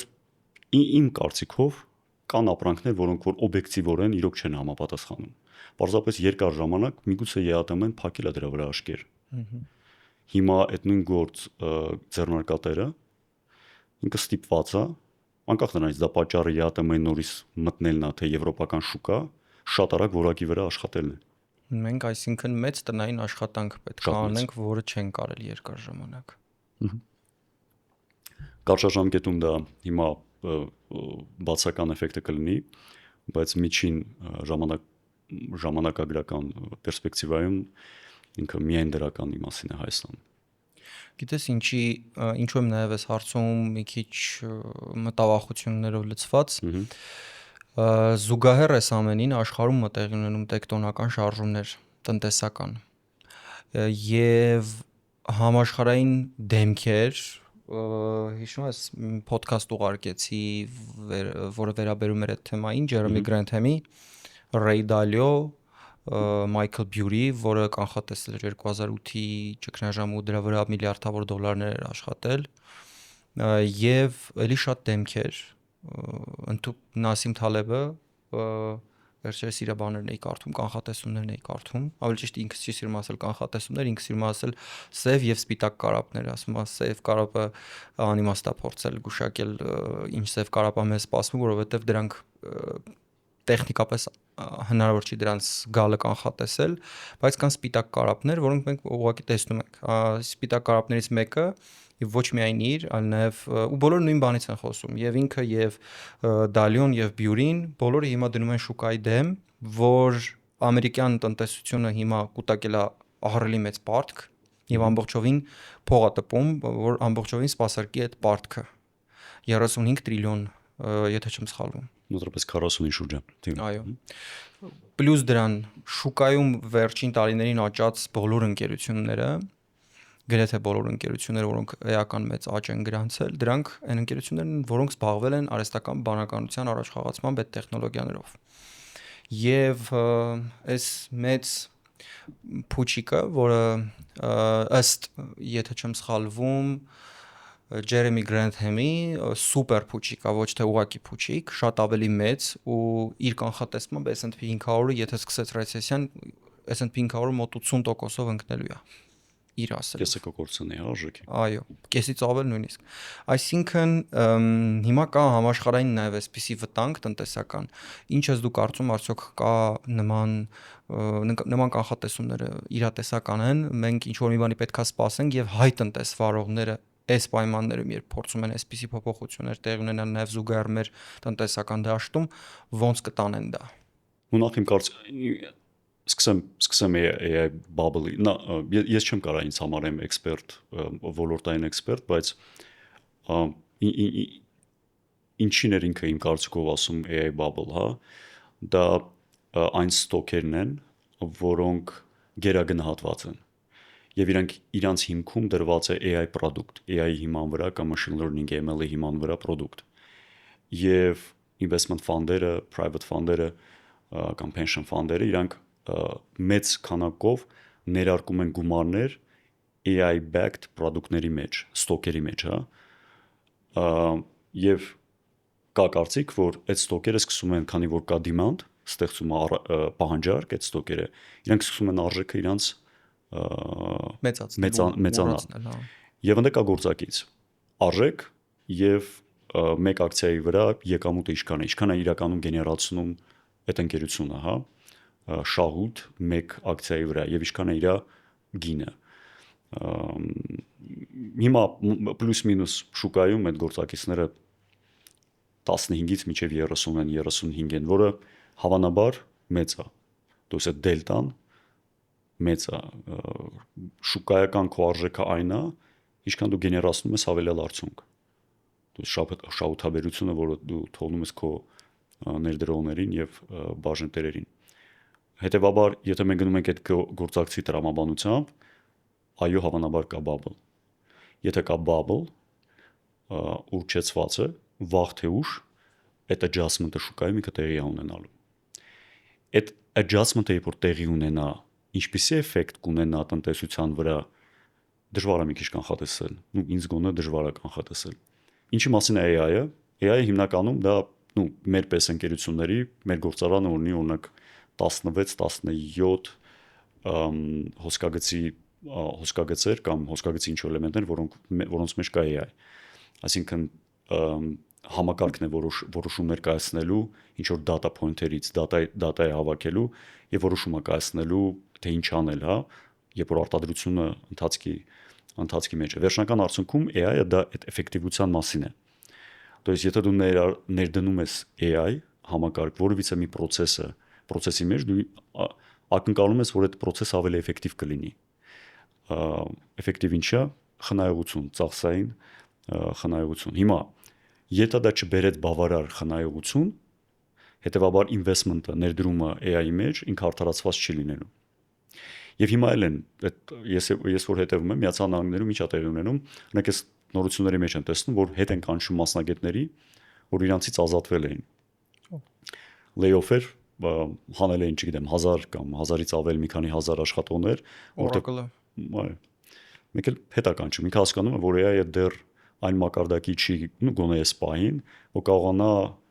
փոխարինել այդ մասնագետների։ Եվ այդ adjustment-ները իրանք լինելու են մոտակա 10-15 տարվա ընթացքում, ըստ ինձ,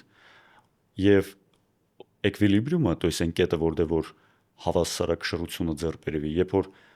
աշխատ շուկան մարդիկ սովորեն AI-ի հետ միասին աշխատել, որտեղ AI-ը առանց մարդկանց չի կարողանալու, որտեղ ինքը անդադ կարիք ունի իր rational-ը, reasoning-ը լավացնելու, իսկ դրա համար միակ աղբյուրը դա մեր մարդկանց կողմից գեներացված ինչ որ judgment-ն է, հա, որոշումների կայացում։ Այո։ Այն կետում, երբ որ այդ համատեղությունը կստացվի, երևի դա կլինի հենց շուկայի էկվիլիբրիումը, то есть հավասարակշռություն։ Բայց հաշվի առնելով այդ գումարները, որոնք ներդրվել են ու սպասումները այդ ոլորտից, Շատ մեծ է։ այո, ինձ թվում է այդ հավասարակշռության կետը մեզ դժվար է լինելու գտնել։ Երևի կհամաձայնվեմ հետդ։ Ու ասեմ, որպես ֆինանսիստ էլ դու համաձայն կլինես, որ երբ որ որևէ ոլորտի ուղղությամբ ինչ-որ հիստերիա է սկսվում, հաճախ անհիմն, ուղղակի հավատի վրա հիմնված, եւ դա թվերի ու ռացիոնալ հաշվարկների մասին է, բայց մարդիկ դրան չեն նայում, այլ միանգամից վերցնում են ու միլիարդավոր դոլարներ են դնում այնպիսի ընկերությունների վրա, որոնց պրոդուկտը հարցական է, բայց շատ գայթակղիչ ու գեղեցիկ ու ռոմանտիկ է, այն որ արհեստական բանականությունը վաղը կկայացնի այնպիսի որոշումներ, որ կփոխի ֆինանսները, կփոխի տնտեսությունը, կհեշտացնի բոլորիս կյանքը, ամեն ինչ մենք կտրվենք արվեստին եւ բոլոր տեխնիկական ու ադմինիստրատիվ հարցերը կփակեն արհեստական բանականության գործիքներն անսխալ, այդ ռոմանտիզմը մարդկանց դուր է գալիս ու այդ նույնը կրկնվել է եւ .com-ի ժամանակ, մարդկանց ի վերջո մենք հակված ենք դրան, դեպ Մատրիցա ֆիլմն էլ է դրա մասին, մեզ այդ ռոմանտիզմը դուր է գալիս, մտածել, որ մենք միշտ կարող ենք ավելի գեղեցիկ ֆինալ ընտրել, իդեպ այդ ֆիլմի խորը իմաստներից մեկը դիտել ես այդ ֆիլմը, ֆիլմերի սիրահարս, իսկ թվում է քո սիրած ֆիլմերից կլինի, այդ ֆիլմի խորը իմաստներից մեկը այն է, որ երբ Նեոն հասնում է ամենապատասխանատու իր ընտրության առաջականգնում ընտրել իր սիրած մարդուն, թե մարդկության փրկությունը, ինքը ընտրում է իր սիրելի մարդուն, որը հետո մեկնաբանում է, որ դա շատ իրացիոնալ ընտրություն է, բայց դա հատուկ է մարդուն։ Մենք հենց մարդուն է հատուկ, ոչ թե ռոբոտին կամ համակարգին։ Բայց տես օրինակ այդ մարդկության փրկությունը երկրորդային է իր համար, եթե նժանին դրված է այնտեղ մի մարդու կյանք, ով իր համար կարևոր է, ու այս տեսանկյունից ռոմանտիզմը մարդկանց շատ հատուկ է, ու նույնիսկ մեր ռացիոնալ մտքի տակ շատ ժամանակ դրված են էմոցիաներ։ Ու այս առումով այս ռոմանտիզմը, որ հիմա կա, մարդկանց դուր է գալիս, որ մենք երկար ժամանակ չենք տեսել այդպիսի մեծ տեխնոլոգիական առաջընթաց ու գուցե սա է ու բոլորը մտածելով որ օքեյ մենք բաց թողեցինք բիթքոյնինը, մենք բաց թողեցինք ՏՏ ոլորտների այդ սոցկայքերի բումը եւ այլն, հիմա կաշխատենք խումար սրա վրա ու այս ռոմանտիզմը ի վերջո ինչ որ մի բայց անկասկած դա այդպես է, то есть դա իլյուզիա չի։ Իրոք մարդիկ գումար են աշխատելու AI-ի վրա, AI ինչը վերջնական արդյունքում, то есть օրինակ, եթե 10 տարի առաջ, 7 տարի առաջ պրոտոտիպ ստեղծելու կամ MVP մի հատ product, դու ունես իդեա, ուզում ես լուծել խնդիր կամ ինչ-որ process օպտիմիզացնել։ Ներդրումը, որը քեզնից պահանջում էր 7 տարի առաջ, 10 տարի առաջ անելու եւ ժամանակը ծախսելու, ժամանակը պայմանական վերցնենք 6-ից 9 ամիս, ներդրումը օրինակ մի հատ application-ի cross-platform iOS ու Android-ի կնստեր քո վրա մոտավորապես $150,000-ից $200,000, то есть ժամանակ եւ փող, բյուջե եւ փող։ Հիմա մոտավորապես վերջերս մի մասնագետի հետ էի խոսում, ասում են, որ մինչև 2 շաբաթվա ընթացքում, 1 շաբաթից 2 շաբաթվա ընթացքում դու կարող ես պրոտոտիպ անել շուկա ու տեստավորել շատ արագ եւ պարզա որ դա նաեւ շատ էժան է։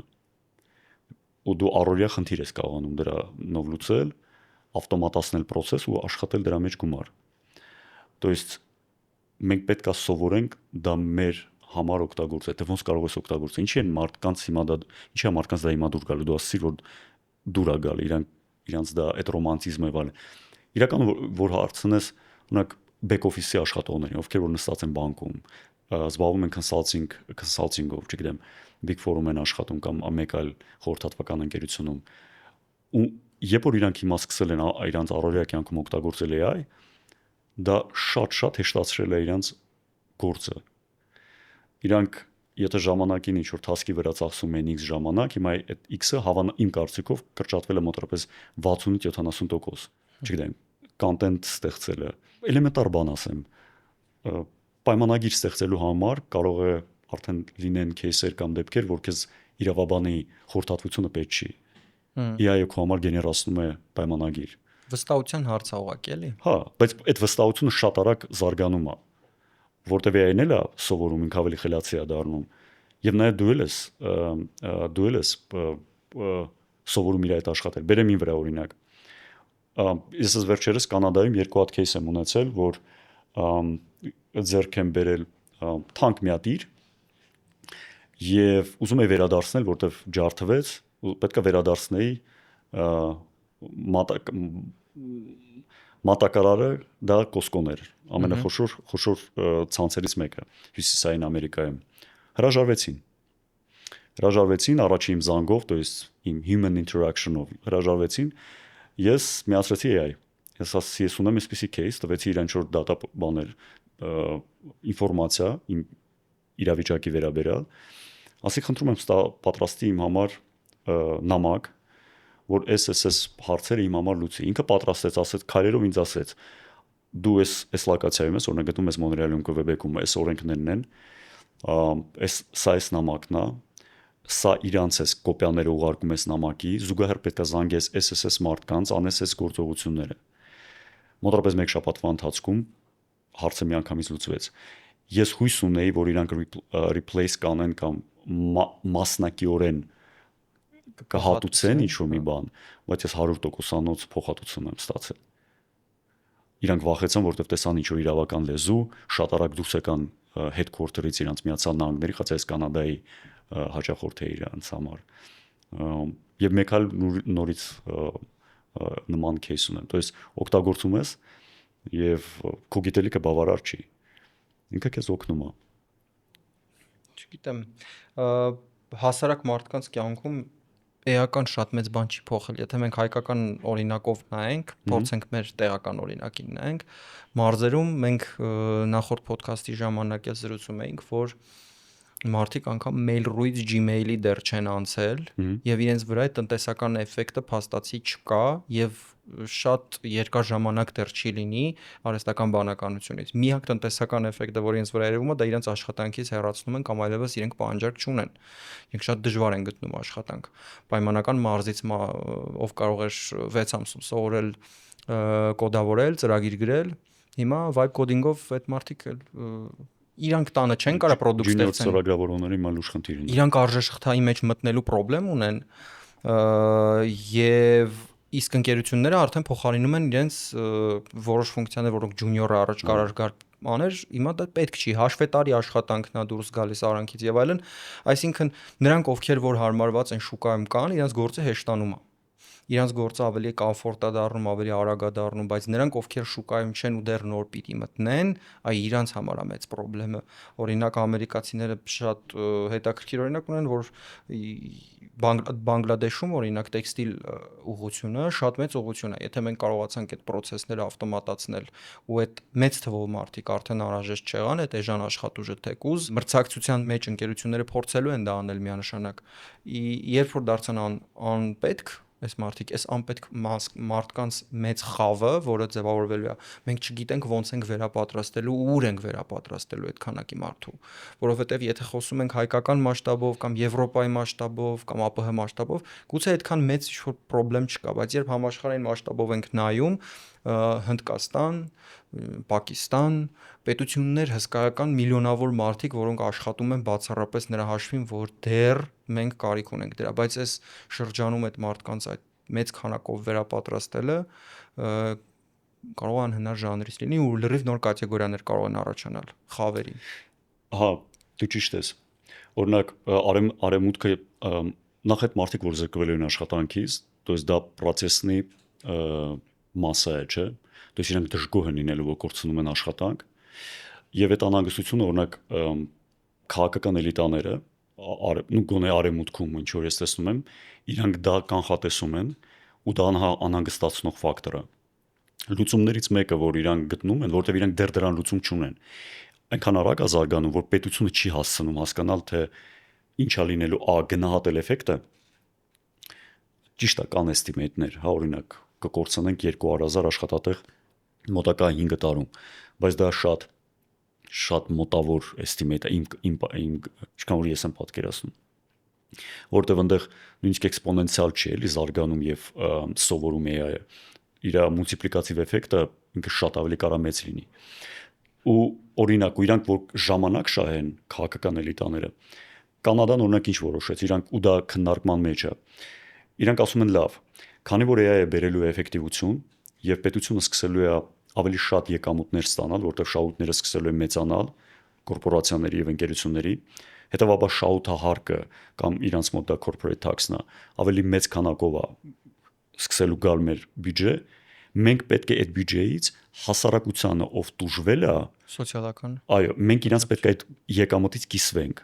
որովհետեւ եթե չկիսվենք, այդ մարդիկ վերցնելու են բաները զենք զինամթերքը ու գնալու են օրինակ Կանադայի դեպքում դեպի Օտավա, Վաշինգտոն, Միացյալ Նահանգների դեպքում դեպի Վաշինգտոն։ Ինչ պիտի անենք, օքեյ, եկեք որոշենք household income, ստանդարտ եկամուտ, բոլոր ընտանիքները, անկախ քո եկամուտից կամ ինչ, պլյուս մինուս, օրինակ, յուրաքանչյուր անձի համար $3000, ու դա իրականություն է հիմա։ То есть դու աշխատում ես, թե չես աշխատում, դու ստանալու ես պետությունից գումարներ, միջև պետությունը հասկանա, թե ոնց է այդ AI-ի, որը բերելու է disruption ու այդ խանգարելու է այս տարիների տասնյակ, եթե ոչ հարյուրավոր տարիների ընթացքում ինդուստրիալ այս process-ների, կայացած process-ների ինքը խաթարելու է, միջև հասկանանք ոնց ենք դրա հետ այդ նոր monster-ի հետ առնչվելու։ Մեզ պետք է հանգստացնել բնակչությանը։ Իսկ բնակչությանը ոնց պետք է հանգստացնել, չզրկել իրանց հացից ամեն օրվա։ Դե եթե դու զրկեցիր իրանց հացից, դա բերելու է քաղաքական իշխանապողությունների եւ վաստանյաների օրինակ։ Մի հսկայական խավ, որը ասում է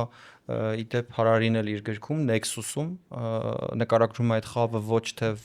աղքատ, այլ անպետք։ Ասում է այդ մարդիկ կունենան սոցիալական վճարների միջոցով ինչ որ գումար, որ կարողանա ապահովել իրենց բազային կարիքները, բայց իրենք կլինեն ուղղակի անպետք եւ անկարող ինչ որ նոր բան անել, որովհետեւ պարզապես իրենց հմտությունները եւ այն ժամանակը, որով զարգանում են տեխնոլոգիաները, իրենք ոչ դրա հետևից կհասցնեն, ոչ նոր բան սովորելուն ընդունակ կլինեն։ Դա ապոկալիպտիկ սցենար է։ Ես հուսով եմ, դա չի լինելու, բայց հա, ես տրամաբանությունը հասկանում եմ, որն է դրված, թե ինչի այնք է ձև կանխատեսում կա, իհարկե կա այդպես ռիսկ։ Homodeus podcast-ը արտադրվում եւ պատրաստվում է մեծ թիմի աշխատանքի արդյունքում եւ յուրաքանչյուր թիմի աշխատանքը ենթադրում է որոշակի ֆինանսավորում։ Ձեր փոքրիկ ֆինանսական աջակցությամբ դուք օգնում եք, որպեսզի Homodeus podcast-ը լինի երկարատև ու որակյալ։ Նշված QR կոդով անցնելով կարող եք աջակցել մեզ Patreon հարթակում ձեր փոքր ֆինանսական ներդրմամբ, ինչպես նաեւ գործում է քարտային ուղիղ փոխանցման համակարգ, որտեղ կարող եք ձեր փոքրիկ ֆինանսական աջակցությունը հայտնել Homodeus podcast-ին եւ նրա հետագա զարգացմանը։ Շնորհակալություն բոլոր այն մարդկանց, ովքեր մեզ արդեն աջակցում են։ Մի հատ էլ հարց ունեմ քեզ, որպես ֆինանսիստ, երևի թե այս ամենազգայուն հարցերից կլինի այսօրվա մեր զրույցի։ Անընդհատ մտածում եմ այն համակարգի մասին, որպես մասնակիորեն, որպես տնտեսագետ, որովհետեւ մասնագիտությանս մի մասը շատ ուղիղ կապված է տնտեսագիտության հետ։ Փողի այս հարցի փորձիր պատասխանել միայն որպես ֆինանսիստ։ Փողի եւ տնտեսության մոդելը ենթադրում է, որովհետեւ ոնց է փողի ցիրկուլյացիան սկսվում։ Շրջանառությունը սկսվում է վարկից, պարտքից, մտնում է շրջանառության մեջ, տնտեսական բարիք է ստեղծում, բազմապատկվում է։ Այդ բազմապատկումը նույնպես ենթադրում է, որ որևէ տեղ առաջանում է պարտք, որովհետև առանց պարտքի առաջացման գումար չի առաջանում տնտեսության մեջ։ Եթե տնտեսության մեջ գումարը մեծանում է, ինչ որ միտեղ առաջանում է պարտք։ Եթե Հայաստանում օրինակ շրջանառությունը շատանում, ուրեմն հարևան երկրում է պարտքը շատանում, որովհետև իրենք են այդ գումարները պարտք վերցնում, բերում տալիս մեզ։ Այլ կերպ գումարը չի մտնում շրջանառության մեջ։ Եվ այս տեսանկյունից sense խորանում եմ, մտածում եմ, պատճառը հետևանքային կապերով գնում եմ ու գալիս եմ մի եզրահանգման, որ աղքատությունը ոչ թե մի բան է, որի դեմ մենք պայքարում ենք, այլ աղքատությունը դա պարտադիր պայման է, որը ենթադրում է տնտեսությունը, այսինքն այն, որ պետությունները կամ մեծ ինչ-որ օրգանիզացիաներ պայքարում են իբր Աֆրիկայում, որ մարդիկ աղքատ չլինեն, կամ պայքարում են, որպեսզի վատ ապրող խավերը լավ ապրեն, դա պրոստը իմիտացիա է։ Իրականում եթե ինչ-որ միտեղ գեներացվում է պարտք, դա ի վերջո նստում է ինչ-որ մեկի ուսերին։ Եթե հիմա կապիտալը կենտրոնանում է շատ փոքր տոկոսով մարդկանց վրա, պարտքի բեռը կենտրոնանում է շատ մեծ թվով մարդկանց վրա։ Եվ հետևաբար հիշում ես մեր ֆինանսական դասերից բալանսը։ Հա։ Ինքը միշտ հավասար է, պարտավորությունների կողմը ինքը հավասար է ակտիվների։ То есть գեներացված հավելյալ արդյունքը, որը քեզ բերում է ակտիվների, պարտավորություններ է գեներացնում։ ինքը զուգահեռ գեներացում է պարտավորը պասիվ պարտավորություն լինի, пассивի կողմ դու բացարձակ ճշմարտություն ես ասում, իրոք այդպես է։ Այսինքն մենք ցավալիորեն պետք է ընդունենք, որ աղքատություն միշտ լինելու է։ Ու ինչքան հարստանան ավելի խոշոր ընկերությունները, այդքան աղքատանալու են ավելի։ Հա, բայց այո, ուղղակի դերը, պետության դերը, որ կշիռը այն մարդկանց, որոնք որ ում մենք կարող ենք համարել օրինակ աղքատության եզրի մեջ գտնվող, հա, Հայաստանում լինեն քիչ։ Դոս դա չլինի մեր հաշվին։ Մեր մոտ գեներացվի այդ ակտիվը, пассивը թող ուրիշների մոտ գեներացվի։ Իսկ մեր մոտ թող գեներացվի ակտիվը։ Այսինքն մենք մեր մասին պետք է հավելյալ արդյունք գեներացնես, ավելի շատ արտահանես, քան ներկրես, օրինակ։ Լավ, բայց Հայաստանի օրինակից դուրս գլոբալ առումով ես այս հարցին մի քիչ գլոբալ եմ, էլի նայում Հայաստանի տեսանկյունից, հա մենք կարանք որպես երկիր լինենք Չինաստանի պես բոլորը մեզնից ուզենան ինչ-որ բան առնեն, գնան պարտքով փողեր վերցնեն բանկերից, գան մեզնից փող ինչ-որ բան առնեն, տանեն իրենց երկրում վաճառեն, մենք փող աշխատենք, մենք հարստանանք, մեր պարտքը շատ փոքր լինի։ Բայց գլոբալ աշխարհի տեսանկյունից սա նշանակում է մենք փչում ենք մի հատ փուչիկ, որը անընդհատ մեծանում է, ու անընդհատ ռիսկեր է կուտակում, անընդհատ պարտքը մեծանում է։ Տնտեսության ամեն 3%-անոց աճը գեներացնում է 3% պլյուս պարտքի տոկոսը, որովհետև յուրաքանչյուր գեներացված պարտ գեներացնում է ինչ-որ տոկոս։ Եթե ես պարտքով գումար եմ վերցնում բանկից, ես նույն գումարը չեմ վերադարձնելու իրեն։ Ես գեներացնում եմ մի հատ ինչ-որ գումար, որը դեռ գոյություն չունի, ու որը ես պիտի ինչ-որ մի տեղից վերցնեմ տամ, ու այդ ինչ-որ մի տեղից վերցնելուց այդ ինչ-որ մեկը գնում է էլի պարտքա վերցնում, այսինքն մուլտիպլիկատիվ էֆեկտով գումարը բազմապատկվում է, պարտքը բազմապատկվում է, եւ կարա հասնի այն կետին, որտեղ մենք հասկանանք, որ անընդհատ պարտք կուտա, այս ուղղակի փիլիսոփայական հարց է արդեն դառնում։ Ինչ ես կարծում, կհասնենք այն կետին, որ պարտքի կուտակման միջոցով տնտեսություն աճեցնելուց կհրաժարվենք ու կանցնենք փող օգտագործելու մոդելից այլ ինչ-որ մոդելների, որովհետև այս մոդելը ոնց հասկանում ենք ինչ-որ ժամանակաշրջան կարա էֆեկտիվ լինի, դրանից հետո ստեղծում է համաչափը բաշխում է դառնում, որովհետև կան ինչ-որ ընկերություններ, որոնք արդեն լինի երրորդ համաշխարհային պատերազմը, որ գայելի բալանսի։ Ունենք սցենար ենք, գեներացում տարբեր սցենարներ։ Պատերազմը կարա բալանսի։ 5-6 տարուց հետո ասված մի առած է, բայց օգտագործվեց ատոմային ռում կամ ամենայն հավանականությամբ, հայ երրորդ համաշխարհային պատերազմի ժամանակ եւ միլիոնավոր զոհեր, կարծում ես ինչ է լինելու այդ դեպքում, սցենարը ոնց է զարգանում։ Հավասարացվի, ինձ թվում է ինչ-որ չափով գումարը կգնա դեպի ռազմական բաների, իդեպ դա ամենակարճ ճանապարհն է այդ հարցը լուծելու, ուղղակի մենք այդպես ուղղակի խնդիրը հետաձգելու ենք, ոչ թե լուծելու։ Իմ անձնական կարծիքով պատճառներից մեկը ինչի է այդ պարտքի բաբլը շարունակում աճել, որտեղ գերտերությունները ուղղակի իրենց զսպում են կամ հետաձգում են այդ պատերազմի տրիգերին։ Կամ որոշում կայացնելու ուղղակի պահը։ Իսկ այս որոշումը չենք կարող կայացնի առանցին պետություն, պիտի կայացնեն բոլոր պետությունները միասին։ Սա ՄԱԿ-ի մակարդակի որոշում է, որ պիտի բոլորը միավորվեն ու ընդունեն, որ օքեյ, մենք աղքատություն ենք ստեղծում։ Մենք ստեղծում ենք մարդկանց, որոնք սոված են լինելու, մենք իրենց ցույց ենք տալիս, որ խղճում ենք, մենք իրենց ուզում ենք օգնել, բայց իրականում մենք գեներացնում ենք փորձանքներ, արհավիրքներ, հետո այդ ավելի մեծ արհավիրքից խուսափելու համար այս արհավիրքի վրա ավելացնում ենք մի հատ էլ պատերազմ, մի հատ էլ փորձանք, որպեսզի կարողանանք այդ գումարները ինչ-որ մի ձև ծախսել, գոնե տալ զինվորականներին, որ կգնան կկռվեն, որ ինչ-որ մի ձև սոցիալական ծրագրերի սկսեն մասնակցել խոշոր ընկերությունները, որովհետև նայում ես այս մեծ ընկերություններին արդեն այնքան գումար են աշխատել, որ պարզապես հնարավոր չի իրանց անկումը։ Իրանց անկումը համարվում է արդեն պետության անկման պես մի բան, որովհետև այնքան գումար ունեն, որքան երևի չունեն աշխարհի շատ երկրների տնտեսություններ ամբողջությամբ։ Ու այդպիսի ընկերությունները 500, 600, 700 այդ ընկերությունները կարող են ուղղակի առաջիկա 50 տարվա ընթացքում ամբողջ աշխարհի բիզնեսը կուլ տալ, ուղղակի առնելով դրանց։ Այդքան փող են գեներացնում։ Դա այդպես է, հիմա օրինակ այդ փոքր կոնֆլիկտ, համեմատաբար փոքր կոնֆլիկտները իհարկե դա տվյալ գեոգրաֆիայի համար դա տրագեդիա է եւ մեծ կոնֆլիկտ է, բայց փոքր կոնֆլիկտները, որ տեսնում եք օրինակ Ուկրաինայում, Պարսկաստանում, իրենք ինչ են, իմ կարծիքով այդ լարվածությունը ու ճնշումը, որը կուտակված է երկրորդ համաշխարհային պատերազմից հետո, ինչը փոքր տեղերից այդ լարվածությունը իջեցելն է, որ ավելի մեծ ու գլոբալ կոնֆլիկտի դա չբերի։ որովհետև դու ճիշտ ես, վաղ թե ուշ դա պետքա լինի, то есть իրանք շատ մեծանում են, այնպես մեծ մոնստր անդը մեծանում եւ այս կողմը աշխարհակաղակական այս կողմը ինքը փորձում է դրան դիմադրել, որովհետև նրանք ուզում են ավելի շատ ու ավելի շատ սպառ, որովհետև ռեսուրս է իրանց պետք։ Դու անընդհատ սպառում ես ռեսուրսներ։ Ես չգիտեմ, նույն AI համար, հա, data center-ները, որ կառուցվում են, իրանք շատ մեծ քանակությամբ ջուր են սպառելու։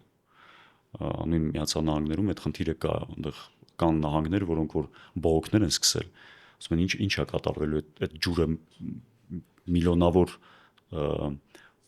լիտրեր են օգտագործվել data center-ների համար, հա, ու պայմանական ես հիմա ասում եմ Հյուսիսային Ամերիկայի օրինակի վրա, բայց եթե դու zoom out անես, то есть ինքը մեծանում է եւ ինքը անընդհատ այդ մոնստերը պահանջում է նոր ռեսուրսներ։ Իսկ մյուս կողմը դիմադրում է։ Հիմա իրանք կամ պետքա բերի clash-ի, то есть իրանք մեծ բախմանը, բայց գերադասում են այդ բախումը հիմա հետաձգել։ Մենք դրան պատրաստ չենք։ Մարդկությունը դրան պատրաստ չի։ Հետևաբար փոքր լոկալ ինչ-որ կոնֆլիկտներով այդ լարվածությունը գցում ենք, իջացնում ենք։ Միջև նոր խաղի կանոններ իրանք սահմանեն։ Իսկ որը կլինի քո մեսիջը աշխարհին։ Այսօրվա մեր զրույցի արդյունքում որը կլինի քո մեսիջը, այս ամբողջ այս խնդիրների, փորձանքների ու մարտահրավերների առաջ, որ մենք կանգնած ենք, ինչն է ամենակարևոր բանը, որ մենք ես չունեմ դրան մեսիջ, դա անխուսափելի է։ Ես չեմ կարող ոչ մի այդ process-ին որևիցե իմ մեսիջով ազդել։ Լինելու է արդյոք ավելի լավ, ես ինքս դրան չեմ նայում այդպես։ Նու գոնե մեր սերունդի մեջ մեզ սպասում են ծանր շրջաններ ապագայում։ Ու միակ բանը մենք շատ արագ պետք է ադապտացվենք։ Մենք շատ արագ պետք է ադապտացվենք դրան։ Պատրաստ։ Այո։ Իսկ բարձրացող սերունդը իմ ամենամեծ անհանգստությունը, երբ որ ես նայում եմ օրինակ Gen Z-ին կամ ավելի ալֆաներին, ավելի ցածր սերունդներին անհանգստություն շատ մեծ ունեմ, որովհետև իրանք հոգեբանորեն պատրաստ չեն։ Իրանք բացարձակ պատրաստ չեն։ Սոցիալ մեդիաները իրանք վակուումի մեջ է պահում, իրականությունից ամբողջությամբ կտրված, իսկ սպառնալիքները եւ խնդիրները, որոնք որ մարդկության ապագայում սպասում են, եւ Հայաստանը չի լինելու այդ ամեն ինչից իզոլացված։ Իրանք լուրջ են, то есть ես օրինակ ամեն դեպքում իմ ամենամեծ անհանգստությունը իմ երեխեքի համար հենց դա է, որ իրանք հանկարծ չմեծանան անխնդիր իրականության մեջ։ Ուզում եմ բերեմ իրանք օրինակ հիմա անպայման Հայաստան, իրանք թողեմ այդ ազատ հոսքի մեջ, свободное плавание, իրանք առօրյա խնդիրների հետ առնչվեն ստեղ, որ գոնե ինչ-որ միջափով որպես ծնող ես իրանք պատրաստ եմ այդ ժամանակների համար։ Իսկ թվում է դու առանց դիտավորության հենց նոր ձևակերպեցիր մեսիջ, որ կարևորագույն բաներից մեկը մենք մեր երեխաներին այս պայից սկսած պետք է արդեն թույլ տանք խնդիրների բախվել։ Մենք fail ենք անում, մենք չենք կարողանում թողնել ավելի լավ երկրագունդ, հավանաբար սերունդի տեսակետից, հա, քան ժառանգել ենք, ցավոք սրտի ես չգիտեմ ինչի է դա այդպես ստացվում։ Շատ հարուստ սերունդ է մեր սերունդը, բայց leadership-ի, այսինքն ղեկավարների մեծ բացակայությամբ։